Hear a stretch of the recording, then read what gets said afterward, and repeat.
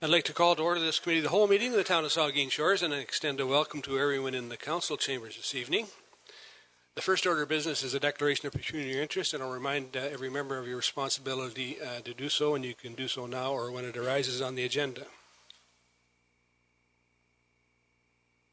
Undeclared, then the next order of business is deputations. This evening we have 4 deputations, and the first is James Cognac from Bruce Power, and he's here for an update. Welcome, James. Great, thanks very much for having me, Mr. Mayor. I just noticed on the agenda that John Van Basselart's talking about the Huron Shore run coming up, and when I was running yesterday getting ready for that half marathon, I was thinking of pulling out of it, but John's going to catch me and confirm that I'm enrolled, so now I'm stuck with that. So anyway, it sounds like a great event, and hopefully the weather will cooperate.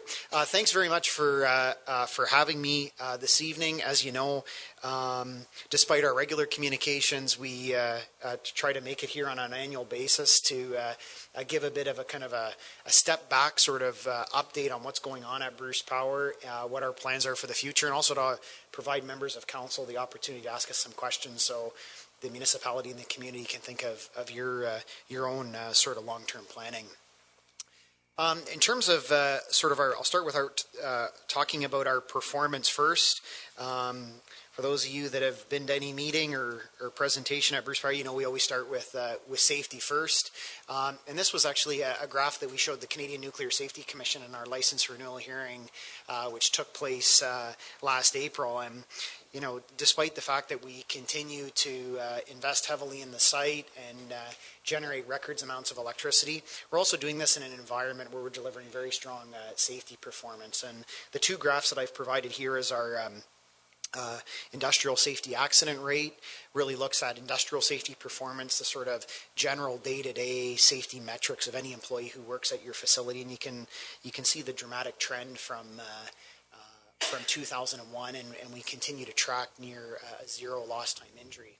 One of the challenges when you graph these things out is that when you have such a low accident frequency rate as we have at Bruce Power, sometimes you lose perspective as to how does that stack up against the rest of the world. And you can see there over on the right-hand side, what we've done is try to kind of scale this a bit so you get a sense on safety performance of other industries. And one of the things we often like to point out to the Canadian Nuclear Safety Commission, that if we compare our lost time injury rate at our operating nuclear plant compared to the lost time injury rate at the regulator's offices in Ottawa, we actually have a better lost time injury rate. So if it's safe enough to work at the regulator's office in Ottawa, it's even safer to work at Bruce Power. But this is something we take very seriously.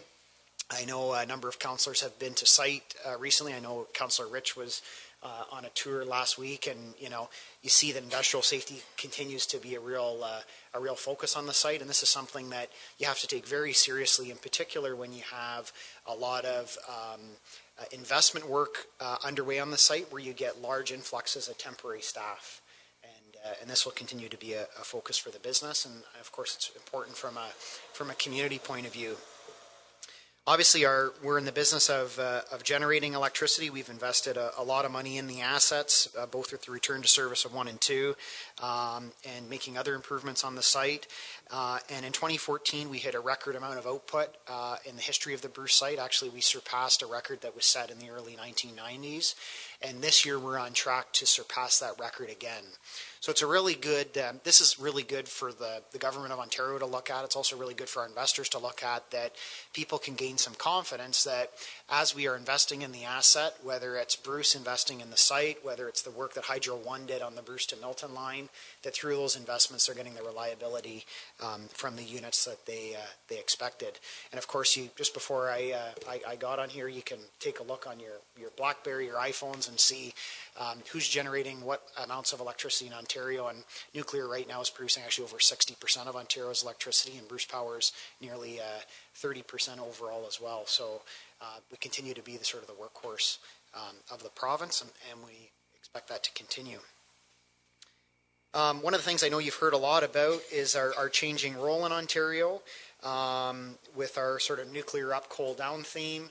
2015 is sort of our first calendar year with zero coal in the market. That means that, number one, the province really relies on the output from our units, and number two, it means that the flexible capacity that we offer from our Bruce Power units, that we continue to deliver that. And just to give you an idea, throughout the entire year of 2015, we expect to have 1,300 times where we actually flex the output from the units on the Bruce site. And that's really a recognition of coal not in the market. And we've been able to actually implement this feature in a way that we're actually not only replicating what coal used to offer in terms of flexibility, we're actually doing it at a faster rate than the coal fleet ever did in its many decades of operation in Ontario. Of course, we continue to invest in the workforce, and as people retire from Bruce Power, we're recruiting the workforce for the future, and the demographics continue to be a very important consideration for us. And I know when I was here last year and presented the 2013 numbers, you can even see an increase from 2013 to 2014 on the number of staff under 36 and that 36 to 45 age group. So the reason why this is really important is, and I know people like Dave Mayette worked their entire careers in very highly technical fields on site, and when people do retire, there's a tremendous amount of focus on knowledge transfer and making sure we have that skilled human expertise to operate the site. And so that's why this is not only important for the long term, but making sure we do this in a way where we're retaining the sort of the intellectual horsepower that has been built up on site over many years. We continue to focus very heavily on not only engaging the community around the site, but a very active outreach effort across Ontario. And actually, in the first quarter, the support for nuclear refurbishment in Ontario actually hit an all-time high of 80% support. And that's up very significantly from 63% about 3 years ago. So, more and more in Ontario, people are recognizing the role of our current nuclear fleet and supportive of continued investment in that fleet. And the important message for Bruce Power is that while there's a lot of debate about other energy sources and other components to the mix, that as long as we stay focused on our piece of the pie and the role of Bruce Power Nuclear and the nuclear refurbishment agenda, we continue to see very strong support on that front. And just on that note, I'll just pass out a document that we released a number of months ago, if it's okay. I'll just pass it around the table here. And this is, again, another opportunity for outreach. It was Bruce Power's submission to the Ontario Climate Change Consultation. As you know, there's a really active debate in Ontario on things like cap and trade and how to reduce carbon emissions. And so we took advantage of the opportunity to put a submission into the process, just to remind people that if you look at the additional electricity that we've brought on site online since 2001, it's enough clean electricity that would basically be the coal equivalent of 6 to 7 million vehicles.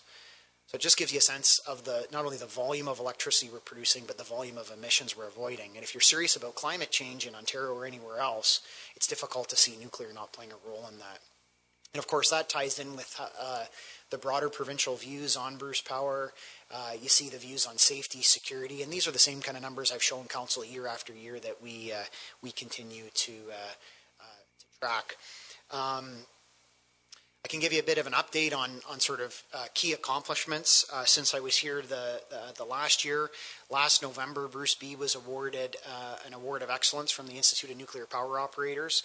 This is a very prestigious award where international peer reviewers come to Bruce B, identify areas for improvement, but try to stack up the performance of our plant against other plants around the world. And Bruce B was noted as one of the top plants within this kind of category. And in fact, Bruce B last year was the best performing multi-unit CANDU reactor in the world. And then it's not surprising the next bullet, which is in December, the government of Canada, Ben Lobb, our local MP, and the Minister of Technology and Science came to site to announce that the government of Canada had selected Bruce B to be the subject of a very prestigious international review that will be taking place later this year. So, this is really important for us because in many ways this isn't just about representing the nuclear industry, it's about representing Canada. So when our leaders from the government of Canada are out in the international forums talking about nuclear safety and security in our nuclear power industry, the fact that they're selecting a site in our backyard here in kind of Saugeen Shores, Kincardine, sort of Bruce County area is something we should all be very proud of. I know the municipality participated in the CNSC license renewal hearing in April, and we expect a decision on that license very soon. And again, we continue through the CNSC process on annual report cards, and we had very strong ratings last year. We also continue with our popular community investment and sponsorship fund. We'll spend about $1.3 million on that this year. We've also launched another $400,000 fund specifically dedicated towards environment and sustainability. And those are ongoing programs. Within the next several weeks, we'll be launching the next phase of our scholarship program for youth in the area. And you also see us putting a tremendous amount of focus on Aboriginal communities, recognizing a lot of the needs in those communities are very significant. And one of our stated goals is to increase the diversity of our workforce. Obviously, increasing the number of visible minorities and women is always something that companies talk about, but increasing the amount of population of Aboriginal peoples in our workforce is also very important, especially as we continue to hire. And then the last thing I do want to flag in terms of 2014, it's something you'll see a news release come out in the next week or so, as we continue to be one of the largest suppliers of Cobalt-60 that are used in medical instrument sterilization. We're a large supplier to Nordion. You may have seen some of our materials called Clean Nuclear Power Safe Hospitals. And Bruce B, once Pickering closes in the early 2020s, Bruce B will be the only supplier of Cobalt-60 in Ontario. So we're a very important support to that industry internationally, and the jobs actually in the Ottawa region that support that. And you can go into any hospital, you could go into Southampton, you could go to Mount Sinai in Toronto, you could go to London, and any catheter, anything you can pick out that is, whether it's bandages on a patient, whether it's any medical instrument using any piece of medical equipment that's reusable, is sterilized using Cobalt-60, and we're a majority of that supply. So this is something we're trying to communicate outside of the Bruce region, because a lot of people tend to focus on some of the negative attributes of the isotopes we produce, and this is certainly a positive one. In terms of, we're almost halfway through 2015, I can give you a sense on a few things to expect for the balance of the year this year. As I mentioned, we're on track to produce about a third of Ontario's electricity this year. We completed our vacuum building outage. Those of you that have friends and neighbors who work at the Bruce site will know this was a very demanding activity by our employees, especially at Bruce B, where you actually have to remove all 4 Bruce B units from service to go and inspect the vacuum building. You do it every 10 years or so, and they did this very well. It was done both on time and on budget, and 3 of the 4 Bruce B units are now back into operation, and Unit 6 remains offline for a planned outage. I talked about cobalt supply. Unit 6 will actually be putting a release out this week that we've actually completed several weeks ago, actually, the cobalt harvest in Unit 6, and that cobalt is being sent to Ottawa as part of the medical sterilization program. Once we complete the Unit 6 outage, that is expected to be complete early summer, the second half of 2015 will be focused on the Bruce A units. Units 3 and 4 have planned outages. I think the important thing to flag when it comes to outages, it's important for the community because we do have an influx of workers that come into the region for an outage. But from a business sustainability point of view, the thing that's really important about outages and our operational performances is that when we invest money into life-extending nuclear units, it's very important that when those investment programs are complete, that you see the reliability of the units. And just to give you a sense, I mentioned how last year Bruce B's performance was among the top in the world. Bruce A's performance in 2015 is very similar to what we saw at Bruce B last year. So you're seeing that performance at Bruce B be consistent. And as the government's thinking about refurbishment and our investors are thinking about putting more money in, that's very important because you're only able to earn a return on your investment if the units run. And many at the municipality here are, your pensions are wisely invested in Omer's pension plan, who's a majority owner in the Bruce site, and I'm sure that's also good news for you. We're actually one of Omer's largest pension investments. So, it's a really positive cycle of public sector workers, about 500,000 of them in Ontario in the OMERS plan, investing in the site, and us being able to provide a long-term stable investment on that front. As I mentioned before, later this year we have our IAEA review. There'll be some opportunity for members of council to participate in some of the festivities around that. We'll be hosting people from around the world, so more details will come out on that. I mentioned Ontario's climate change consultation. That's very important for the nuclear industry to get our message out that if you want to talk about clean energy, we have to be part of it. And then, of course, not a surprise to people, the continued focus that we have on our refurbishment plans and trying to work towards a positive outcome on that. Just before I wrap up, I do want to pass out a news release that we'll just be issuing tomorrow morning. So I hope the media doesn't scoop us on this tonight, although they may. It's a public forum. And one of the things that we've been working on with the municipality is on an MOU. And this was actually something we initiated some time ago. And I know it came to council previously for approval, so I thank you for your consideration and the feedback from that. But what this was really about for us was, we're not doing anything new in this MOU, but one of the things in particular around the license renewal hearing that you get a lot of questions about is people trying to, and external agencies and members of the public trying to understand what is the relationship like between Bruce Power and especially Saugeen Shores and Kincardine, given the fact that 80% of our employees live in these two communities and most of the effort in things like emergency planning comes from this area. So the thinking around the MOU was that we would build a little bit of structure around the relationship. Obviously a lot of great work going on. But the idea behind this is that we would have a bit of a structure where both mayors could participate, where we would have things like an annual report available that we'd make available to all members of the public. And in particular in those things like emergency preparedness, where there's a lot of ongoing dialogue on a regular basis with your CAO, with your fire chief.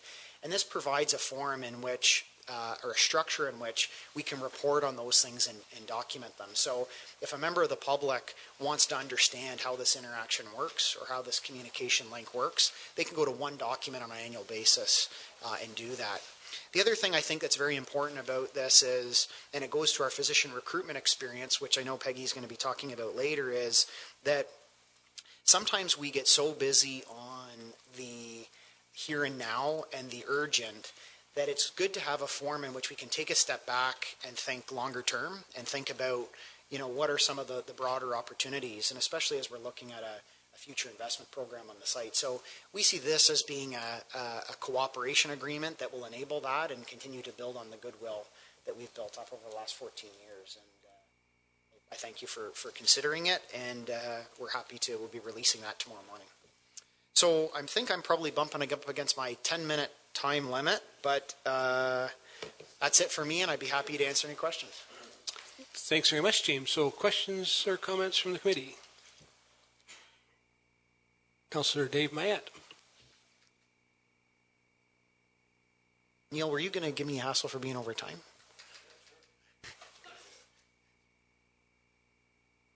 I'll just Sure. Congratulations on the performance. Oh, there. Thanks, Neil.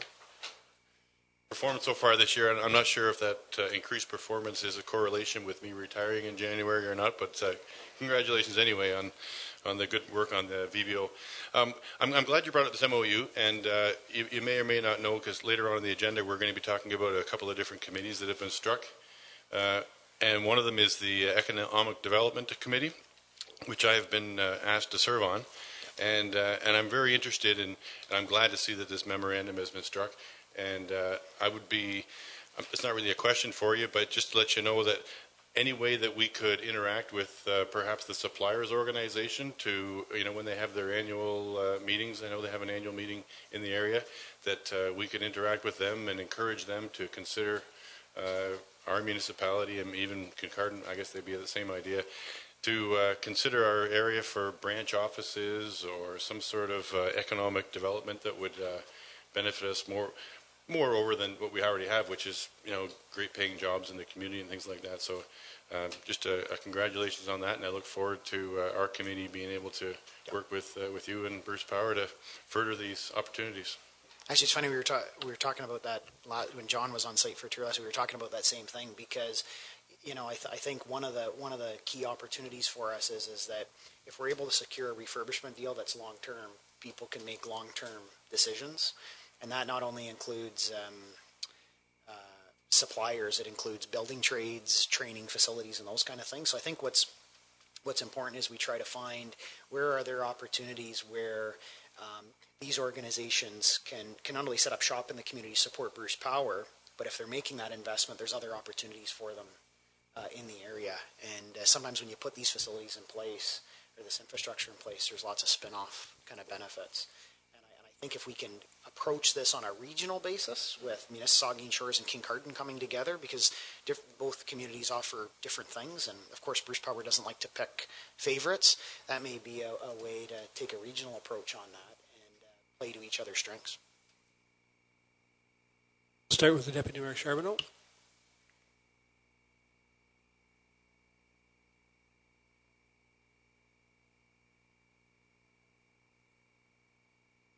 I'm live.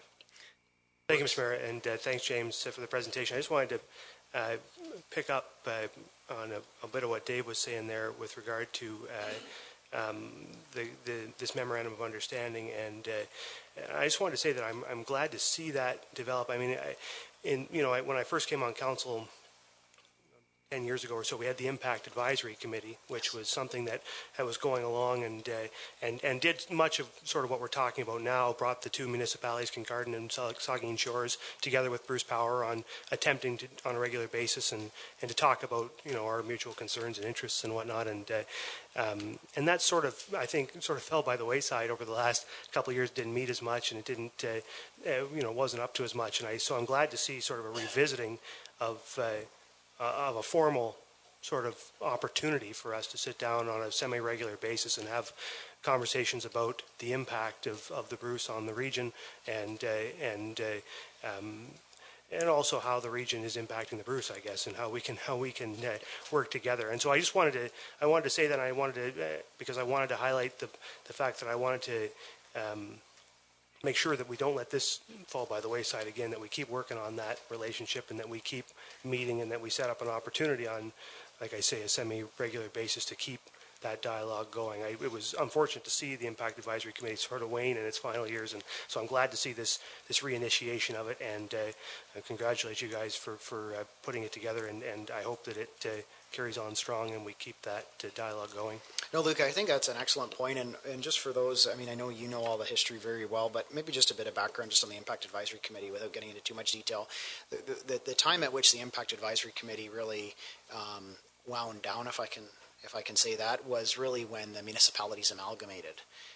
Because before, if you were dealing with the equivalent today of Saugeen Shores and Kincardine, you're really dealing with 6 municipalities.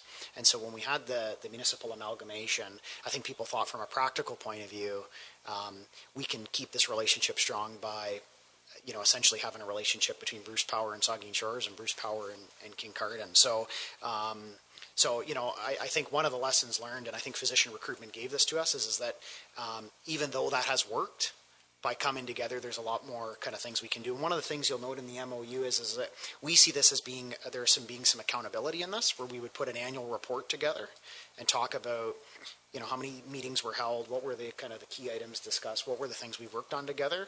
And I think it's very important for the public to see that, because there's many interactions, but to document in one place all the items we're working on, I think is very important. So we're committed to it, and I know the mayor in Kincardine and Saugeen Shores here as well.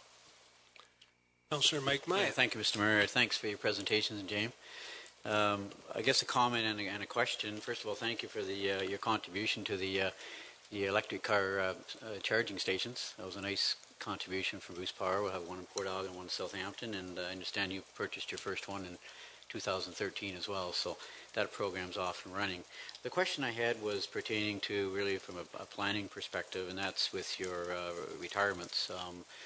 Over the next 5 to 10 years, say, every time we see 100 people retire at Bruce Power, and it's 40% from Saugeen Shores, that's potentially 40 residents retiring here, and 40 young people perhaps being hired, and which could lead to 40 new houses, so to speak. But How many, James, if you can crystal ball it, or you've probably got the statistics with our aging population, that tail end of the baby boom era coming through, but over the next 5 to 10 years on a yearly basis, how many retirements do you foresee happening at Bruce Power?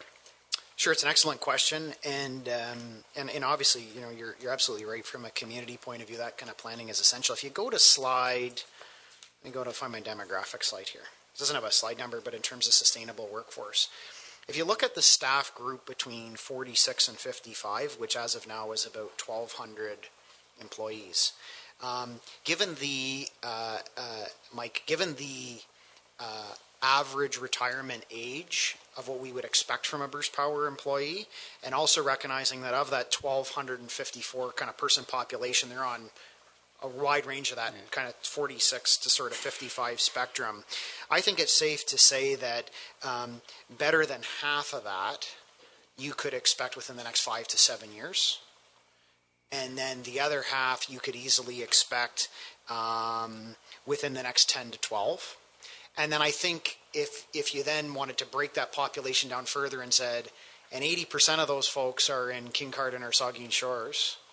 So, we could easily break it down and you could convince yourself pretty quickly that you have about 150 or so people in Saugeen Shores in that 5 to 7 year, and a similar amount in the 10 to 12. That would be pretty accurate. Again, that's a ballpark, but you're right. It's a substantial enough of a group of people that warrants some attention, and recognizing that for every person that retires, there's unique considerations, and we're going to talk about healthcare and whatnot later. But you also get new employees coming in. On top of that, we have the potential for refurbishment. So you put all those things together, there's some serious considerations. Thanks, Steve. Well, nothing else. First of all, James, thanks very much for coming and bringing the update. We always enjoy it, and I know I get to hear them at the county, but I like to hear them here because I say, and I mean, and you've probably heard me say this, that nuclear power has a great story to tell in the province of Ontario, and Bruce Power does it very well. And we like to hear it, and we like to hear it in our council chambers, and we like the support that you give our community on a broader basis through your community support programs, and for that we give you a wholehearted thank you. Great. Thank you. Thanks for having me.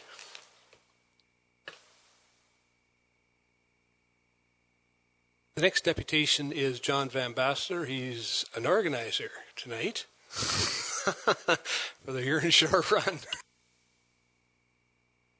Did I get it to work? Yes, I did. Thank you, Mr. Mayor, and thank you for allowing me to speak to you and council members and members of staff. James has left already. I know he is practicing because I tried to pace him with my truck, but he was too slow and I almost stalled the truck, so I had to do something to move a little bit quicker. And secondly, I wanted to say that Bruce Power this year has joined our run as a major sponsor, so that's a real step forward, and I really appreciate them on board. And now we sit at about 40 sponsors and quite a few major sponsors of our run. So it's definitely a community event, and we really appreciate the help that they that they give to us, and essentially the sponsors pay for our expenses. So which gives us all the money we raise that we can do that for the hospital and for the track club. So anyways, we're in the 27th year. It's almost becoming a legacy within our town, and we're really proud of that. We have a great committee that works on it every year. We have, about 5 years ago when I started, we had about 150 people at the most, maybe closer to 100. Now we're expecting 700 this year. So the way things are going, we are 100%, 33% above last year. Till 2 weeks to go, so we're still hopeful that we will meet that 700 mark. A lot of it's got to do with the support that we have of everybody in the community. That's the only reason we are successful. We have a huge support from the town. I really wanted to highlight that between town staff, which are phenomenal, and their assistants, the Community Services Department with setting up the Health and Wellness Fair has been tremendous help. And this shows you how partnership can take you a long ways in a town just for our local, but also our biggest growth is in external people coming in, outsiders coming into our town to enjoy our facilities. So it's a great partnership with our town, and we really do appreciate it. We could not do it without your help. So I want to thank council and members of staff for that help that you give us on an ongoing basis. The second one that we partnership with is the Bruce County Tourism, and with the Bruce County. And we really do appreciate their help, and they have all sorts of ways of helping us with equipment and advertising on the internet, and they're constantly helping us. And our partnerships are important to us, and we really think that that's how we're going to grow, and we invite everybody to partner with us. We've had preliminary meetings. It's a little tough sometimes, but as a whole, we would encourage partnerships. We even have the youth at the high school. Interac is going to have a participation night with a famine dinner on Saturday night, and that all helps in our program. It's interesting statistics. Somebody told me for every hour that somebody drives, they expect to be entertained for 4 hours. So we're trying to try to work on that. But if we get people to stay over, we need partnership. And we need that growth to help this town to make this a community event. And we're trying hard with our committee. We invite all others to come out and give us a shot, too. I'm not going to do the work for them, though. They have to do it themselves. I got enough on my own plate, so I'm not going to do it. But certainly if anybody wants to set up something, we can. The race is the same format again this year, 8 o'clock in the morning. We will start with the half marathon. The 9 o'clock would be the 3, 5, 10, and the walk race. We would like everybody in town to get involved. It's just a fun day. You can do whatever you like to get around the pylons. It doesn't matter to us. Just come on out, enjoy yourself. But what is our most important thing in our community is our hospital. That's what we're here for, is our hospital. If you want to find out anything about the run, you go to www.rotaryrun.net. It is a totally comprehensive website that will give you all the information you need with links to everything you want to go to. We've had some great people on our web design, and our biggest selling point, our whole endeavor is through the internet. And the second one is word of mouth, and then local advertising. We've done some unofficial or small surveys, and we've trying to get the biggest bang out of our dollar. We also have kids entertainment and the kids fun run, and we're also trying to attract youth out of our schools to challenge each other as the schools to see if we can get them out to play. And we're asking $15 from them, and we've pledged that we'll give $5 back of that $15 to the activity funds or their activity within their school to try and help them out at the same time. We see that as a win-win for everybody. So again, we're trying to do a few different things every year, just trying to shake it up a bit, make it exciting, and make it grow. And that's the mandate. But the mission of our whole program and our whole event is to have fun. And that's what we've decided to for quite a few years now.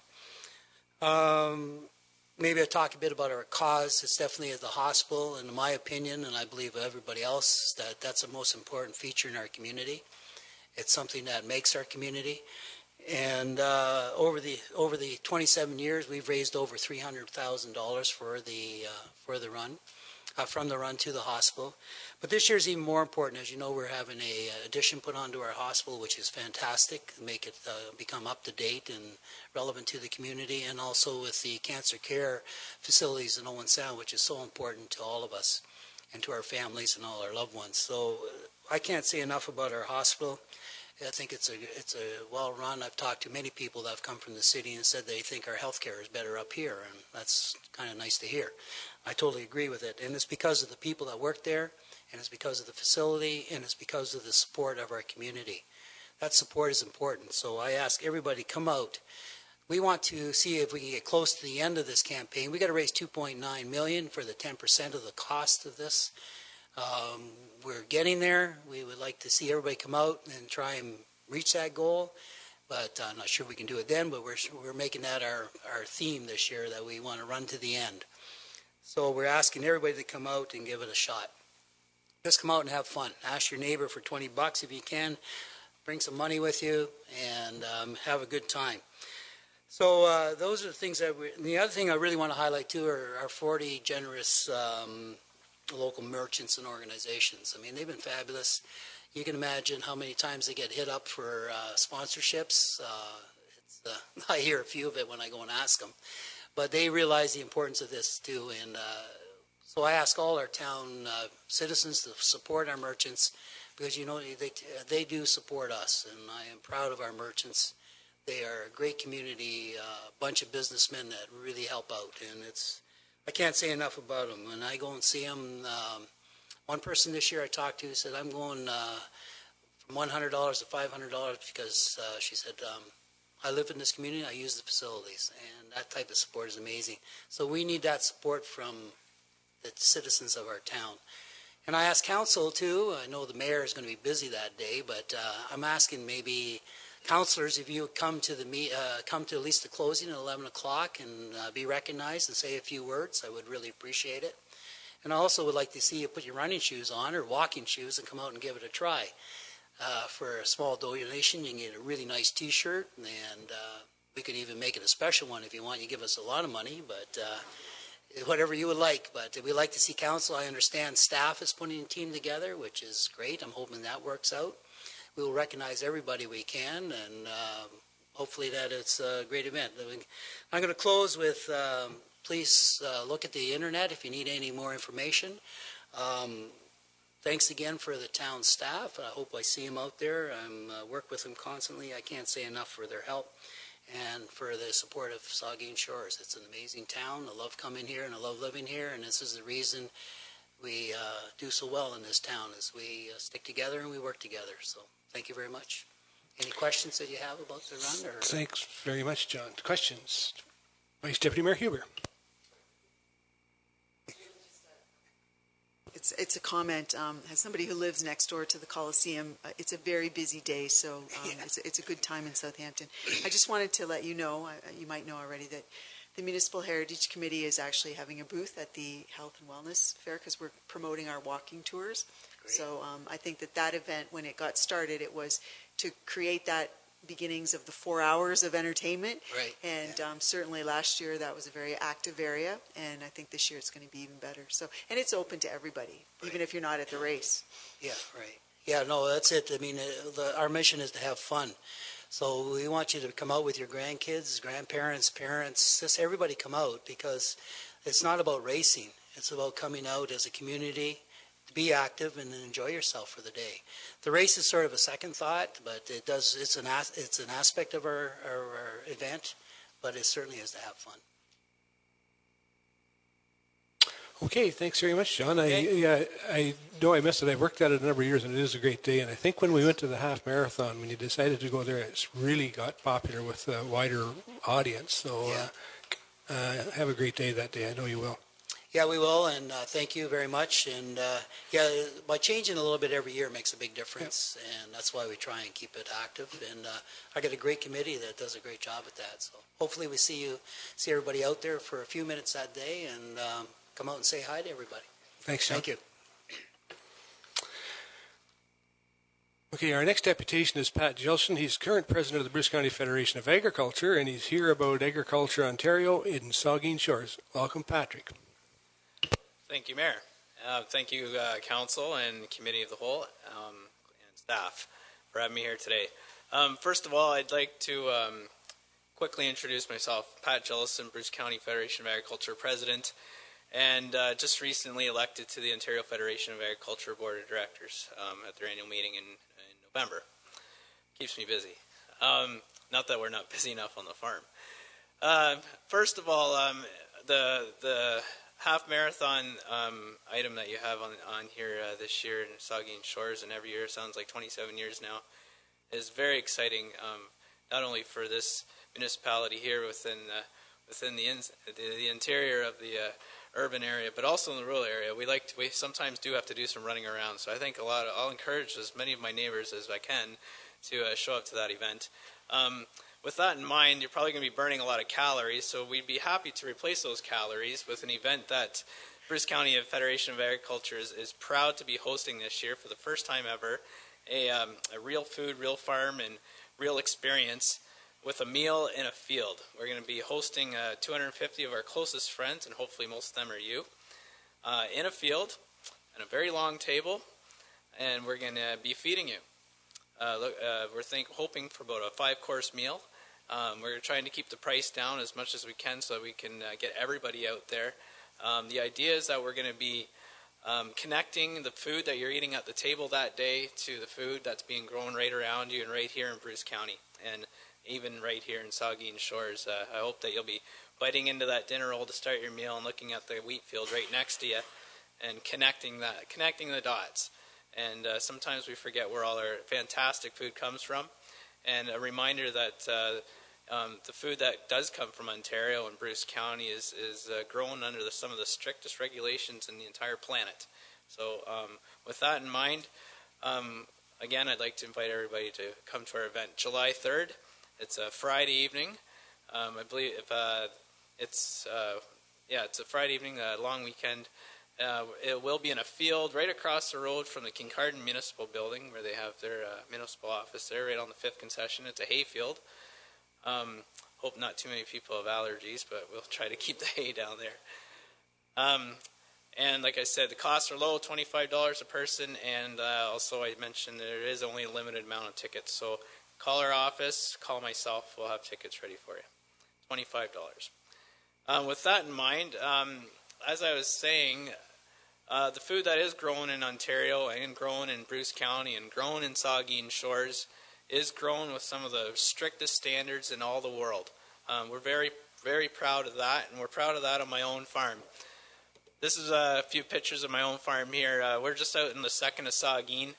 That's my daughter there looking after one of her pet ducks that she likes to look after. We're lucky to have that ability on our farm to be able to handle animals right there on the farm with the kids. We raise lambs. That farm raises lambs, and that's a purebred Dorper, if anybody's wondering. They're a hair sheep. There's no shearing. So these animals are raised for meat production, and the wool is basically not really worth much anymore these days with China coming on board with their synthetic fibers has really pushed that market out. So there's what winter looks like. I think right around Christmas time. You can probably only see half those trees come February. Farming in Canada, farming in Ontario, it's gotten bigger. It's bigger and bigger every year, and with that come a responsibility for all us farmers here in Saugeen Shores as well to be mindful of the surroundings that we ourselves live right in, but as well as our neighbors throughout the entire municipality. And I'll keep going. I've got quite a few slides here that some of you might have seen them already in another presentation, but Canada is a huge generator of food, and we know that. But we also need to explain to everybody again how much it does contribute to the economy. $103 billion to the Canadian economy in 2012, employing 2.1 million Canadians. Agriculture is a system. Agriculture is not just growing food on the farm. It's also serving food, selling food, buying food, distributing food, and everything that comes along with that. Trucking food, moving it around all over. It's all connected.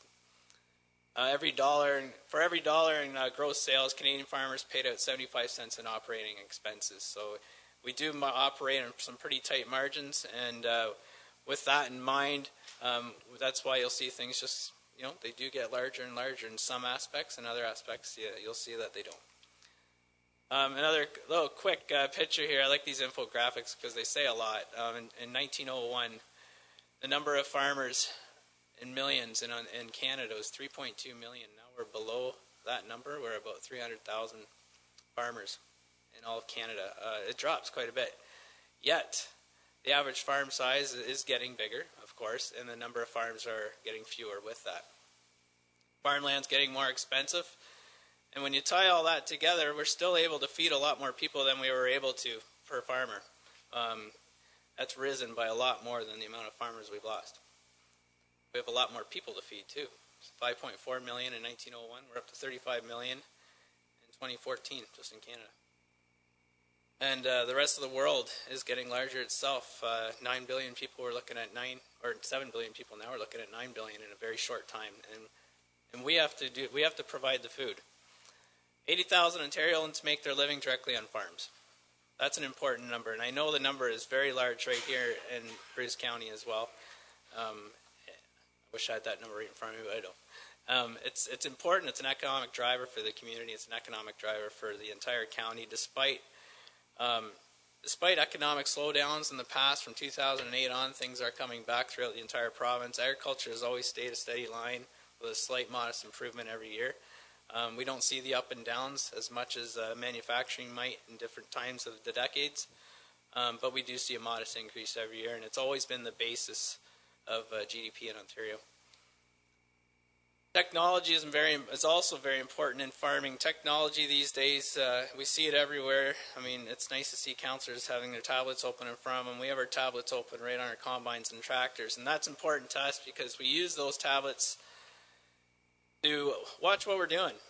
We used to be able to just watch what we were doing when we were planting a couple rows of corn and try to stay in a straight line, because all our neighbors and ourselves would be staring how straight those crops and rows of corn were for the rest of the summer.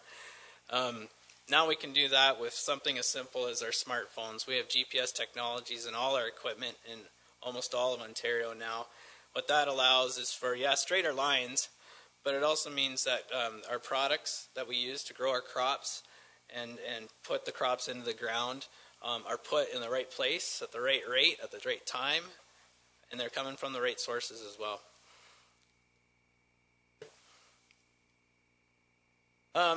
The good old days. We used to turn over the soil pretty quick. 1930s Dust Bowl. There's a little picture. I think none of us, hopefully here tonight, remember the 1930s, but there are a lot of pictures to show us what happened. Nowadays, we do have conservation tillage, and the idea there is to leave as much of the trash, we call it, the corn stalks and the stubble on top of the soil after harvest. That ensures that the nutrients that may be left over or the beneficial soil ingredients that we have left on the field stay in place and don't flow into the rivers and streams. Great Lakes Act is coming along here in the next little while from the province. It has a great effect on our industry. It could provide some guidance for municipalities, but it could also take some away. But what I want to point out is a lot of the practices, the farm practices that we used in agriculture are no longer there anymore. We use conservation tillage. We don't turn the soil over like we used to. We use GPS guidance to make sure products get used at the right rate. We don't over apply. It's important to keep that soil and those ingredients in place. And some of the phosphorus you'll hear in the upcoming months in the Great Lakes, concerns about phosphorus coming from agriculture, is a legacy. It's a legacy from things that we used to do in the past. We just don't do those management practices anymore. What we do now is high technology, and it also means a lot of money. I come from a Dutch heritage. I don't like seeing dollar bills floating down the river as much as my dad didn't. Phosphorus costs money, so if we can keep those products, which are harmful to the lake but very beneficial to our plants, on our soil and on our farms, it's beneficial for us. It's also beneficial for society. Livestock, they're the original recyclers. We want to keep their nutrients right on our farms. You'll probably for the last month, everybody's been smelling those nutrients throughout the municipality. That's natural fertilizer. We want to keep it there. Nitrates and the three important ingredients are there. Phosphorus, potassium, and nitrogen are all there in the form of natural products. The micronutrients come from that too, which we can't always get from chemical fertilizer. All of us farmers take grower pesticide safety courses if we want to purchase pesticides and to use them. Keeps us all updated on the technologies that are available. We have to renew them every 5 years, so that keeps us going. And if we don't renew it, we just simply can't buy pesticides. So I know Luke has to do probably the same thing on his place, and we all try to keep up on that. Greenhouse gases is part of something that we all have to live with. Our farms do produce greenhouse gases. We know that, but I'm here to tell you that our contribution to that number has decreased rapidly in the last several years. This came from the National Inventory Report, and it's in the discussion on climate change from the Ontario Ministry of Environment. It's in their document. 1990 levels of CO2 in the atmosphere is 177 megatons. Now it's 167. Agriculture, you'll see, has been a 6% contributor in 1990, and we remain around a 6% contributor to those numbers. which means we've actually decreased our emissions. So that has been, and I have to point out right now that that number is decreased without regulation, without legislation, without telling us what to do. We're doing that on our own because we have to. If we're emitting, that's probably money going up in the air again. And the better we do at keeping those nutrients and those sources of carbon in our soil and on our farms, the more money we can make. We need carbon. Plants eat carbon, right? They spew out oxygen. The more we can grow, the more oxygen we can put out, and the more carbon we can sequester. Farming has a great ability to do that. A lot of our farms do environmental farm plans, and this is just another quick example of the need that, or the non-need for legislation. The environmental farm plan was a program rolled out in Ontario that almost every farm in Ontario put on their farm. We weren't told we had to, but we did it anyway because there was money available for improvements on our farms that would benefit the environment. The interesting thing about this program is for every dollar that the government put into it, farmers put in too. Unlike any other program of its kind or any other program all over Ontario, when the government puts something in, you usually don't see something coming out. They put $100 million in, we put $200 million in. That was exciting. Take one thing away from today. We live where we work. We breathe the air and drink the same water as everybody else does. Our wells happen to be right on our farms too, so we're very cognizant of the area in which we live in. We want to leave our land in better shape for the next generation. My dad came to Canada to farm. He's leaving the land in good shape for me to continue to farm, and my ancestors will keep farming here and producing food.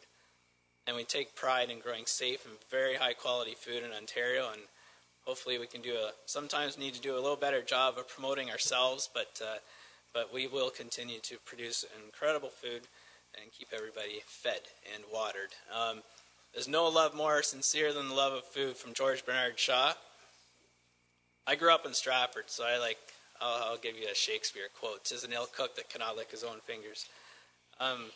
I'm proud of what I do, and I will continue to do it, and I will always stand up for agriculture, and I hope that this message can continue to be brought forward to everybody that will listen.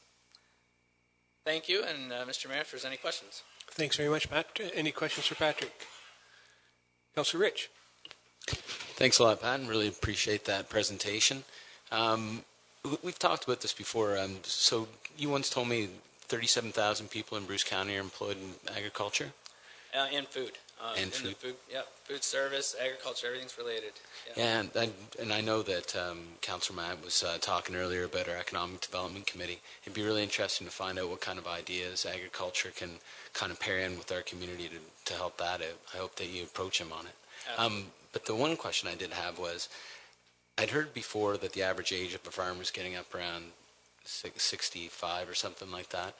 Do you guys have anything in place, any sort of attrition plan, ways in which you're trying to attract younger people into farming in the future? Yeah, absolutely. And that number, you're right, is concerning. I believe it's 54 years old is the average age of a farmer right now, and that just has continued to climb in not in just recent years, but over the last few decades. Guys like Luke and I aren't going away. We're going to keep farming, so we're going to try our best to bring down that average age. It should be noted, though, that the most amount of people entering agriculture are under the age of 24. And coming out of the University of Guelph, there's 3 jobs waiting for every University of Guelph graduate, whether it's right back on the farm or it's working for another farmer. Like the slide showed, there's probably less ownership on farms, but there's just as much. They need just as many people to work on those farms. So average age probably might probably stay around 54, but I'm quite pleased to see how many people are interested in getting back into farming, I would say. Deputy Mayor Charbonneau. Thank you, Mr. Mayor, and thanks, Pat, for the presentation, and I appreciate you being here and speaking up for agriculture and coming to council and doing that. I hope you do it again, maybe come back once a year and give us that spiel, because it's such a huge part of our local economy that sometimes we don't focus on enough. And I think we ought to do that, and ought to hear about it. And I think it's also great that we have a member of the Federation, not just the president of the Bruce County Federation, which is great, but also a member of the provincial federation in our own community, because you can bring that message back to us about what's going on across the province in terms of issues that farmers are facing. And so I hope you do that. Come back here and keep us up to date on those trends and those issues, so that we can respond to them. I just wanted to ask, I guess, maybe just to refine slightly the question or the comment that Councillor Ritz just made. Can you tell us, Pat, are there things, are there specific things from a municipal standpoint, in terms of municipal regulation? I know you say that agriculture in Ontario is one of the most regulated, is the most regulated agricultural industry on earth, and I believe it. And sometimes regulation is good and productive, and sometimes it's counterproductive.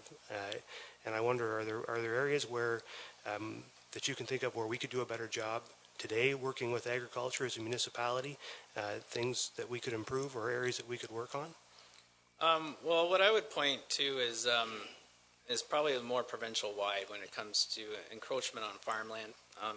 With the increase in population in Ontario, that's never going to go away, and the need for housing is always going to be there. So it'd be nice to see it a continued for municipalities to be mindful of the land that they're growing their towns on. Right, there is a need for housing, but perhaps more densification needs to happen. Of course, with continued green space, it's important. But throughout the province, there's always a concern. I believe the number is 350 acres a day is being gobbled up by housing. And it's probably a little bit more than that right now. But we've acknowledged that, and we'll continue to advocate on protecting that farmland. The provincial policy statement, I like that. It's a policy statement. It's a guidance tool, and I think Bruce County is doing a good job following that. I would say I hope we don't deviate from that. There are some plans coming down the pipeline that probably concerns us just as much as you from the province, so we'll keep our eye on it as well. And like you said, we'll be in touch and in contact a little more often with the county. Pat. Nothing else. Thanks very much, Pat, and congratulations on all your titles. I know you are a busy man. Yeah. But, thanks very much, and I always enjoy the Ag Day when we get all together and whatever format it is, but it's a good exchange of ideas and information, so I look forward to that next year. Thank you for coming. Okay. Thank you for having me. The next deputation is Laura Robinson, and she's here re-Bike Day in Canada and Active and Safe Routes to School. Welcome, Laura. Thank you. Just waiting for the... Thank you. All right. Well, good evening, Mayor Smith and Council. It's great to be with so many people committed to building livable communities that flourish. I think it's fair to say that everyone here is here because he or she cares deeply about Saugeen Shores and the well-being of people who live here. Active and Safe Routes to School, as some of you already know because I've talked about it in the past, is an international movement that believes quite simply that the number one priority in planning communities is to ensure that children can walk, cycle, and or roll to school safely. If we do this, we ensure that all other members of the community benefit, like the Canadian-based organization 880 Cities argues so well. If we make things safe for 8-year-olds, we make things safe for 80-year-olds and everyone in between. Today we celebrated the second annual Bike Day in Canada at GC Houston with a free bike repair clinic, and I'm happy to say that some brave kids ventured out, even though there was a severe storm warning in effect. There we go. Just, I'm giving you some examples of schools across the country who celebrate the fact that children are walking and riding to school. Bike Day in Canada is a nationwide celebration. It connects cyclists to politicians, and John Weston is the MP from the Sea to Sky Highway out in BC who initiated this undertaking with Canada Bikes. It's a non-partisan way in which we at Canada Bikes want to share the way in which communities need to be designed in order that people can safely cycle from A to B. I'm a founding member of Canada Bikes, which is a national advocacy organization, and have also been a member of the Canadian Cycling Association, now Cycling Canada Cyclisme, since 1972. This is an organization the Saugeen Shores Cycling Club also belongs to. Cycling Canada is responsible for competitive cycling, while Canada Bikes addresses non-competitive cycling. And as of 2014, I joined Senator Nancy Greene-Rains' Advisory Council on Health and Fitness and participated in the National Summit in February so we could hammer out a long-term action plan for health and fitness in Canada. This event was also appropriately called Evidence to Action Day. I just want to say there, we all remember Nancy Greene, great, amazing gold and silver medalist skier, 68 Olympics in Grenoble. And if you look to the top row, third person in from the left, that's Abby Hoffman, the great 800-meter runner from 68 to 76 Olympics. There's the Minister of Sport sitting beside Senator Greene-Rain, and beside her is John Weston, the MP who started Bike Day in Canada.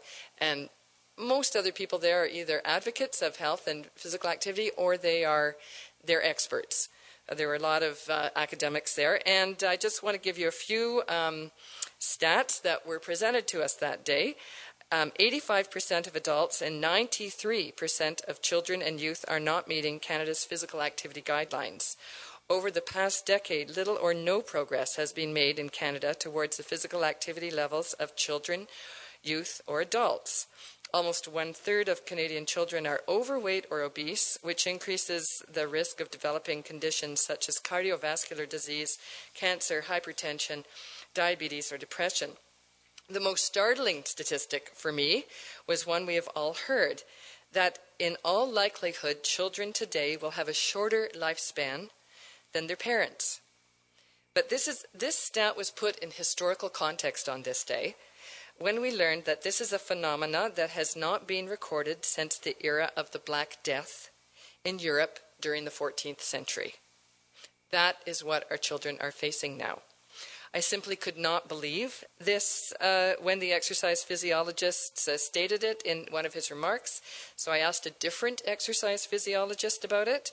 Both are top experts in their field. It was shocking, but he agreed that the ill health trajectory children are on right now predicts such a result. So what do we do next? If we care about children, it's up to us. Many of us remember Senator Greene-Rains' phenomenal achievements when she was a teenager from Rossland and scooped the gold and the silver. I was certainly inspired to see just how fast I could be, not on downhill skis, but on cross-country skis and a bicycle. These are kids I coach from Chippewa of Nawash. We're up in Hepworth at a ski race. So it was an honor to work with the Senator on this crucial matter. I'd like to first visit infrastructure in some of the ways we can visit this crucial matter. The easiest way, and by far the most effective cost way, is to design the public space that we all pay for through taxes so human beings can move safely through time and space in ways that allow them to gain strength, flexibility, balance, fitness, and most importantly, pleasure. Simply, we believe infrastructure that works for the human body is a greater priority than designing as if the main role of the body is to guide a vehicle with a combustion engine. Let's look at the practical implications of designing public space so we have safe access. This is a series of slides that shows what happens to a driver's peripheral vision when speed increases. It's from America, so we've got miles per hour instead of kilometers per hour. That's what the driver sees at 10 to 15. Here's 20 to 25 miles per hour, so we're looking at 40K and maybe 47K an hour, which is what a lot of people drive all the time in this area. So you can see how restricted then the peripheral vision is. This is what happens at 30 to 35 miles per hour. This is what happens at 40 plus miles per hour. you basically see absolutely no pedestrians, no runners, no cyclists when you're going that fast. And I also wanted to show that what happens in terms of stopping distance, crash risk, and fatality risk. So when drivers are at 10 to 15 miles per hour, it takes them 25 feet on average to stop, and the crash risk is 5%. The fatality risk is 2%. But if we go to 30 to, let's just go 30 to 35, so about 50K, a little over 50K. Now, all of a sudden, it takes them 3 times longer to stop, but the crash risk increases from 5% to 55%, and the fatality risk increases from 2% to 45%. And then if you go over 40 miles per hour, you get a fatality risk to pedestrians and cyclists of 85%. This is what it looks like in a graph. So when drivers drive slowly, you see under 40K, this is from the OECD, so it's in kilometers per hour. You see that until 40K, the graph is, it slopes, but not dramatically. But as soon as we go, a car goes from 40 to 50 kilometers per hour, the fatality risk, probability of death, to cyclists and pedestrians. And this is measuring just pedestrians and cyclists, not the drivers or the people in the cars. If we added them, it would be even higher. Increases significantly, and the one is 100%. So as soon as the car is up at 80 to 90 to 100, it's virtually 100% that you will kill a cyclist or a pedestrian if you hit them.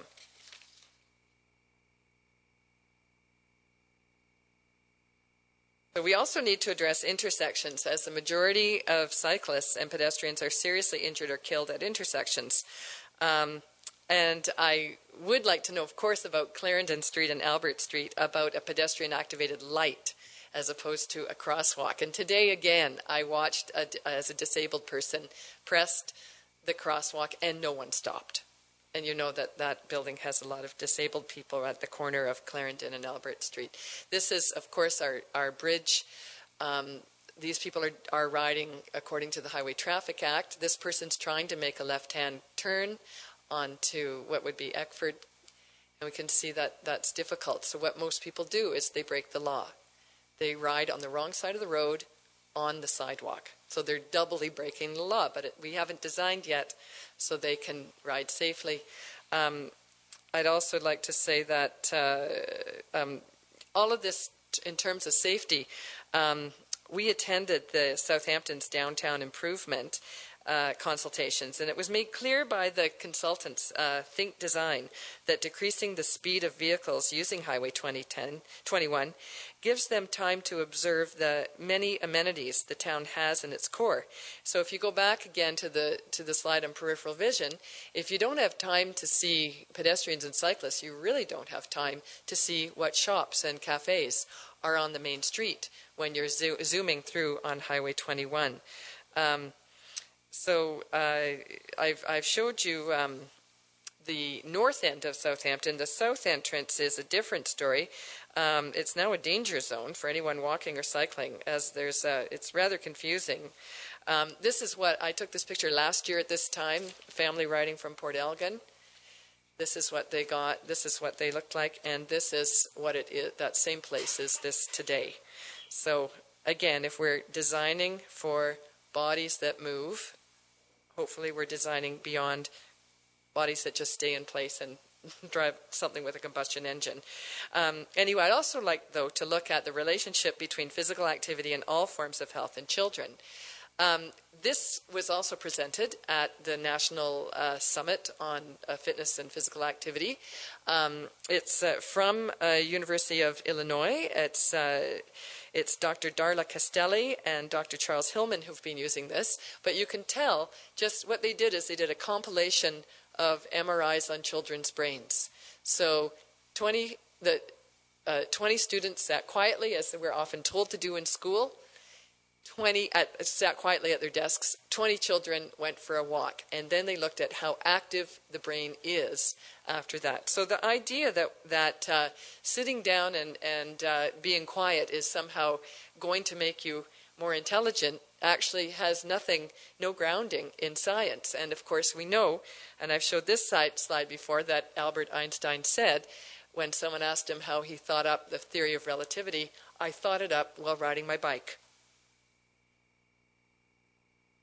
So kids, if you think about what a child needs to do when riding a bike to school, simultaneously they need to balance, negotiate their place in time and space, and on a quickly moving object relative to all other occurrences in that space, such as motorized vehicles, other cyclists, pedestrians, animals, driveways, road intersections, potholes, puddles, glass on the side of the road, air temperatures.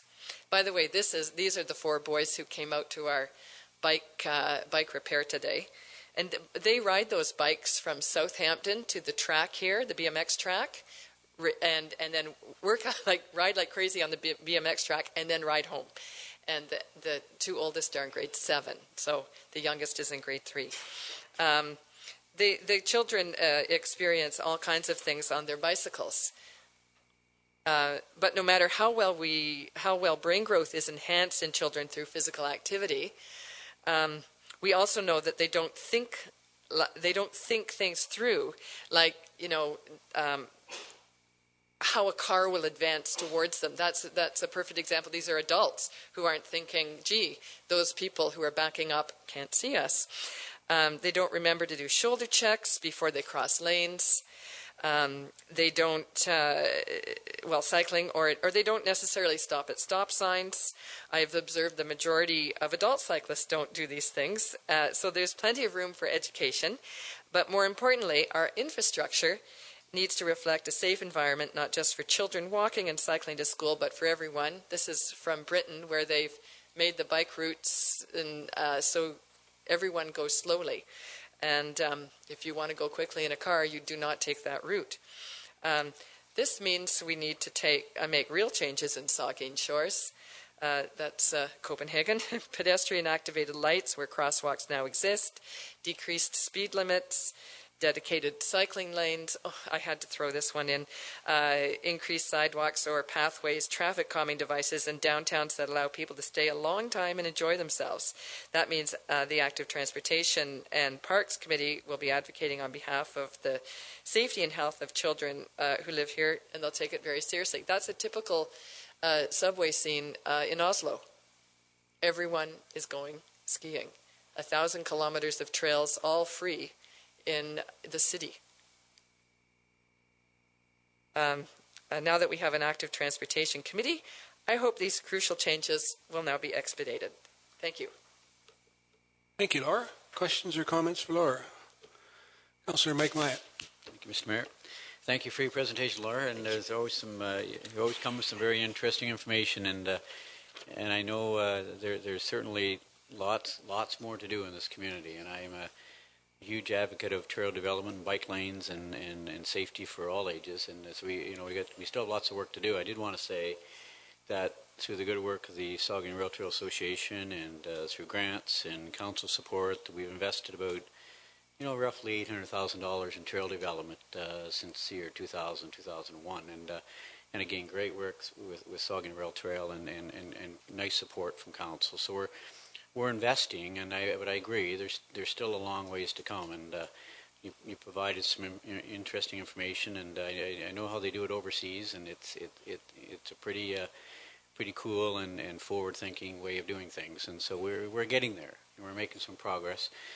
Still a ways to come. The question I do have, Mr. Mayor, through you to our Director of Public Works. When we speak about Clarendon and Albert Street and Morpeth and Albert, my understanding was this past year's budget, maybe last year's budget, we approved funding to move forward with removing the crosswalk and replacing with a pedestrian, cyclist activated crossing. And I'm wondering if our Director of Public Works could just bring us up to date on those 2 crosswalks. Stuart? Yeah, thank you. Morpeth Street was approved in the 2014 capital budget. We're looking to finish that construction this year. Once the school's over for the summer, we have all the parts and the approval from the MTO. This year, council approved in 2015 for the Clarendon north end of Southampton crosswalk. We're currently doing an engineering survey on that to make sure it's where it's going to be situated, and that construction will likely take place in 2016. And to be clear, where they sit right now, they are pedestrian activated. They're just crosswalks, not standard lights. Thank you. If there's nothing else, thanks very much, Laura. I'd just like to respond to what Councillor Myatt said in terms Briefly. of the Saugeen Shores Rail Trail Association, because they've done an incredible job, and we rode here with Jerry Pouchet from the Rail Trail, who's done incredible stuff, and he told me that he had applied for a position on the Active Transportation and Recreation Committee because he felt that the Rail Trail should be represented, and he's not on that committee, and I wish he had been, because I think that active transportation really needs to be well represented on the committee, and he would have been an excellent person to have been on that. Thank you. Okay, then the next item of business is the general government. It's an information report, and we have with us tonight our physician recruitment. Boy, I'll get that out. Peggy Zipperary. Welcome, Peggy. Works sorry. better, doesn't it? You've done the introduction. Sorry, I was to give that to Larry, and I'm going to ask him before you start if I missed anything. Absolutely. I'll just stand here. Just wait. Is there anything? Yeah. I can go ahead. So how do I just advance this?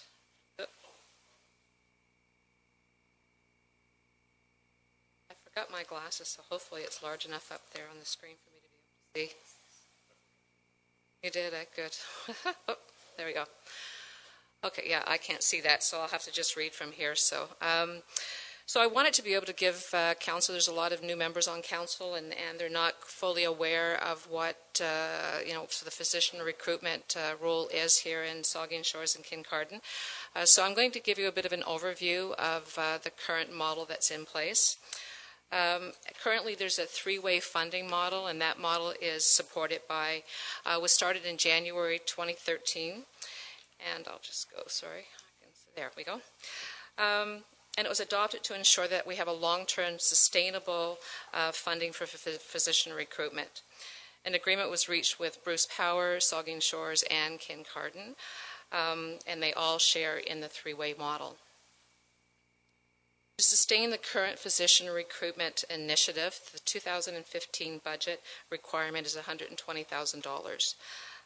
So $40,000 of that contribution comes from the Saugeen Shores community. Within the community, we have medical learners at any given time. We have 3 physicians in the community that work with residents that are here doing their training, which is fantastic because that gives an opportunity for us to be able to showcase our community. A number of these residents that are in the community's training are actually coming back into the community on a regular basis and covering locums. Currently, we have 3 residents that are coming for the summer that have done training here in the community, and they're working to covering for holidays for the physicians and working in the ER as well. So it's a great opportunity. Effective on June 1st, the Ministry of Health have issued a new managed entry program for physicians coming into the community. The one thing that I've just found out recently is we're able to replace physicians on a 1-to-1 ratio. So if we have a physician leave, we're able to replace them. Going forward, basically what we need to do is to be able to understand what the requirements are from the ministry so that if we need to, as our demographic changes, we're able to ensure that we have enough physicians in the community to be able to sustain the population. So currently I've been working with Mike a little bit on what some of those requirements are, and I've actually contacted the ministry, and they've provided me with some guidelines. They fully don't understand what those guidelines are themselves at this point, but they're flexible, basically in helping us to provide them with the information that they're going to need if we have to increase the number of physicians that are in the community. Past successes within Saugeen Shores, since the onset of the program, 7 physicians have committed to the community. Their current emphasis is on full-time ER physicians and also on family physicians within the community. Over the next, the rest of 2015, I did some of this report earlier, but I will be attending a number of events, recruitment events throughout the throughout Ontario, and a couple in Quebec, which I've already attended. Years ago, I used to travel to larger communities or outside of Ontario, actually, to do a lot of my recruiting, but I found that it's best to be more local with the recruitment as opposed to traveling to other provinces. There's a number of events that we will be attending. There's a list here that we have. The next one that I will be at is McMaster Research Day, which will be happening in June of this year. And generally, there's about anywhere about 100 residents that attend these events at any given event that I go to, which is really good. Physician recruitment, sustainability, ongoing strategy. It's a continuous cycle. It's constantly changing. One day we may have enough physicians in the community, and then tomorrow it all changes. It happens very, very quickly. So I think as a community, you always need to ensure that you're thinking about your physician recruitment, and you're working towards, although you may not need a physician today, you will definitely need one in the future. Knowing what your requirements are, and that's one of the reasons that Mike is on the Physician Recruitment Steering Committee, along with Larry Allison. And also we have a physician, Dr. Mike Marriott, is on the committee as well. And what they bring to the committee is, number one, from Dr. Marriott, he lets us know what we need as far as our requirements are for physicians, family physicians in the community. And Mike also then is able to learn more about what we're doing so that he's able to educate anyone on council, if they should have any questions as well. Long-term succession planning, it's always projected. Physicians don't like to say when they're going to retire. So we have to sort of work with them, help them understand just how long it does take to recruit a physician, to ensure that we're given plenty of lead time, or look at different options that are available for a physician that is thinking of retiring in the future. Future demographics, future requirements, as your population changes, we need to understand that so that we're able to put that into the mix of how many physicians we're going to need in the future. You're looking at your projected growth over the next 5 years. I think it's around 6,000 people coming into the community. So we need to understand that. And that's another thing that we need to be able to take back to the ministry and let them know where we're headed and what direction you're headed in, so that we're able to educate them, so that when they make decisions, those decisions, the information is there and is accurate, so that they make the right decision for this community. Continuous exposure to medical learners, I think that is a very important aspect. As I say, we have 3 physicians in the community now that train our physicians, our future physicians. I would like to really work with physicians to increase that number, because I think the physicians that are here doing their training, they come in for 2 months at a time. I really believe that they're the key to having a long-term, healthy physician community here in Saugeen Shores. Is there any questions? Thanks very much, Peggy. Any questions for Peggy? Councillor Minaj. Thank you, Mr. Mayor, and if I could address through Peggy a short story, a sad story for a councillor, and then a couple of questions. Sure. My family has been orphaned 4 times in the last 5 years, ever since Dr. Von Heeman decided to retire, and every one of those doctors that we saw were absolutely fantastic, and none of them wanted to stay here. They all left. And the last one left, and she actually left us some good information. We were able to read all about all the interest-free loans and how much the town incentives are. I think it's good information, and I think that it's transparent, and we should release it. The public should know. I live 5 blocks away from the Dr. Earl Medical Center. I can walk there, and Laura would be happy. And I'm orphaned again, as I've mentioned. I pay taxes in Saugeen Shores too, and I pay taxes towards the Dr. Earl Medical Center. And I know that there are other people who come to that medical center who are not residents or pay taxes in Saugeen Shores. So it's getting very conflicting for me. And I'm wondering if we have to take some pain to get some gain. And by that I mean, I wonder if we should pull out of this game. And I know that your answer is probably not supportive of me, and I know that my fellow councillors are probably not supportive of it. But it's getting to the point where I have 2 good friends, Dr. Mike Marriott and Dr. Don McCullough. And they're both telling me about the numbers of patients they have. Dr. McCullough, when I had a heart problem, he took me because he's a friend. And I guess my family thought I needed help, so they asked him. And the point is that he needs to retire too, like many of us of the similar age. I graduated high school with him. And he has a tremendous workload. Mm-hmm. My last doctor, Dr. Anya Bakaziak, she had 970 rostered patients.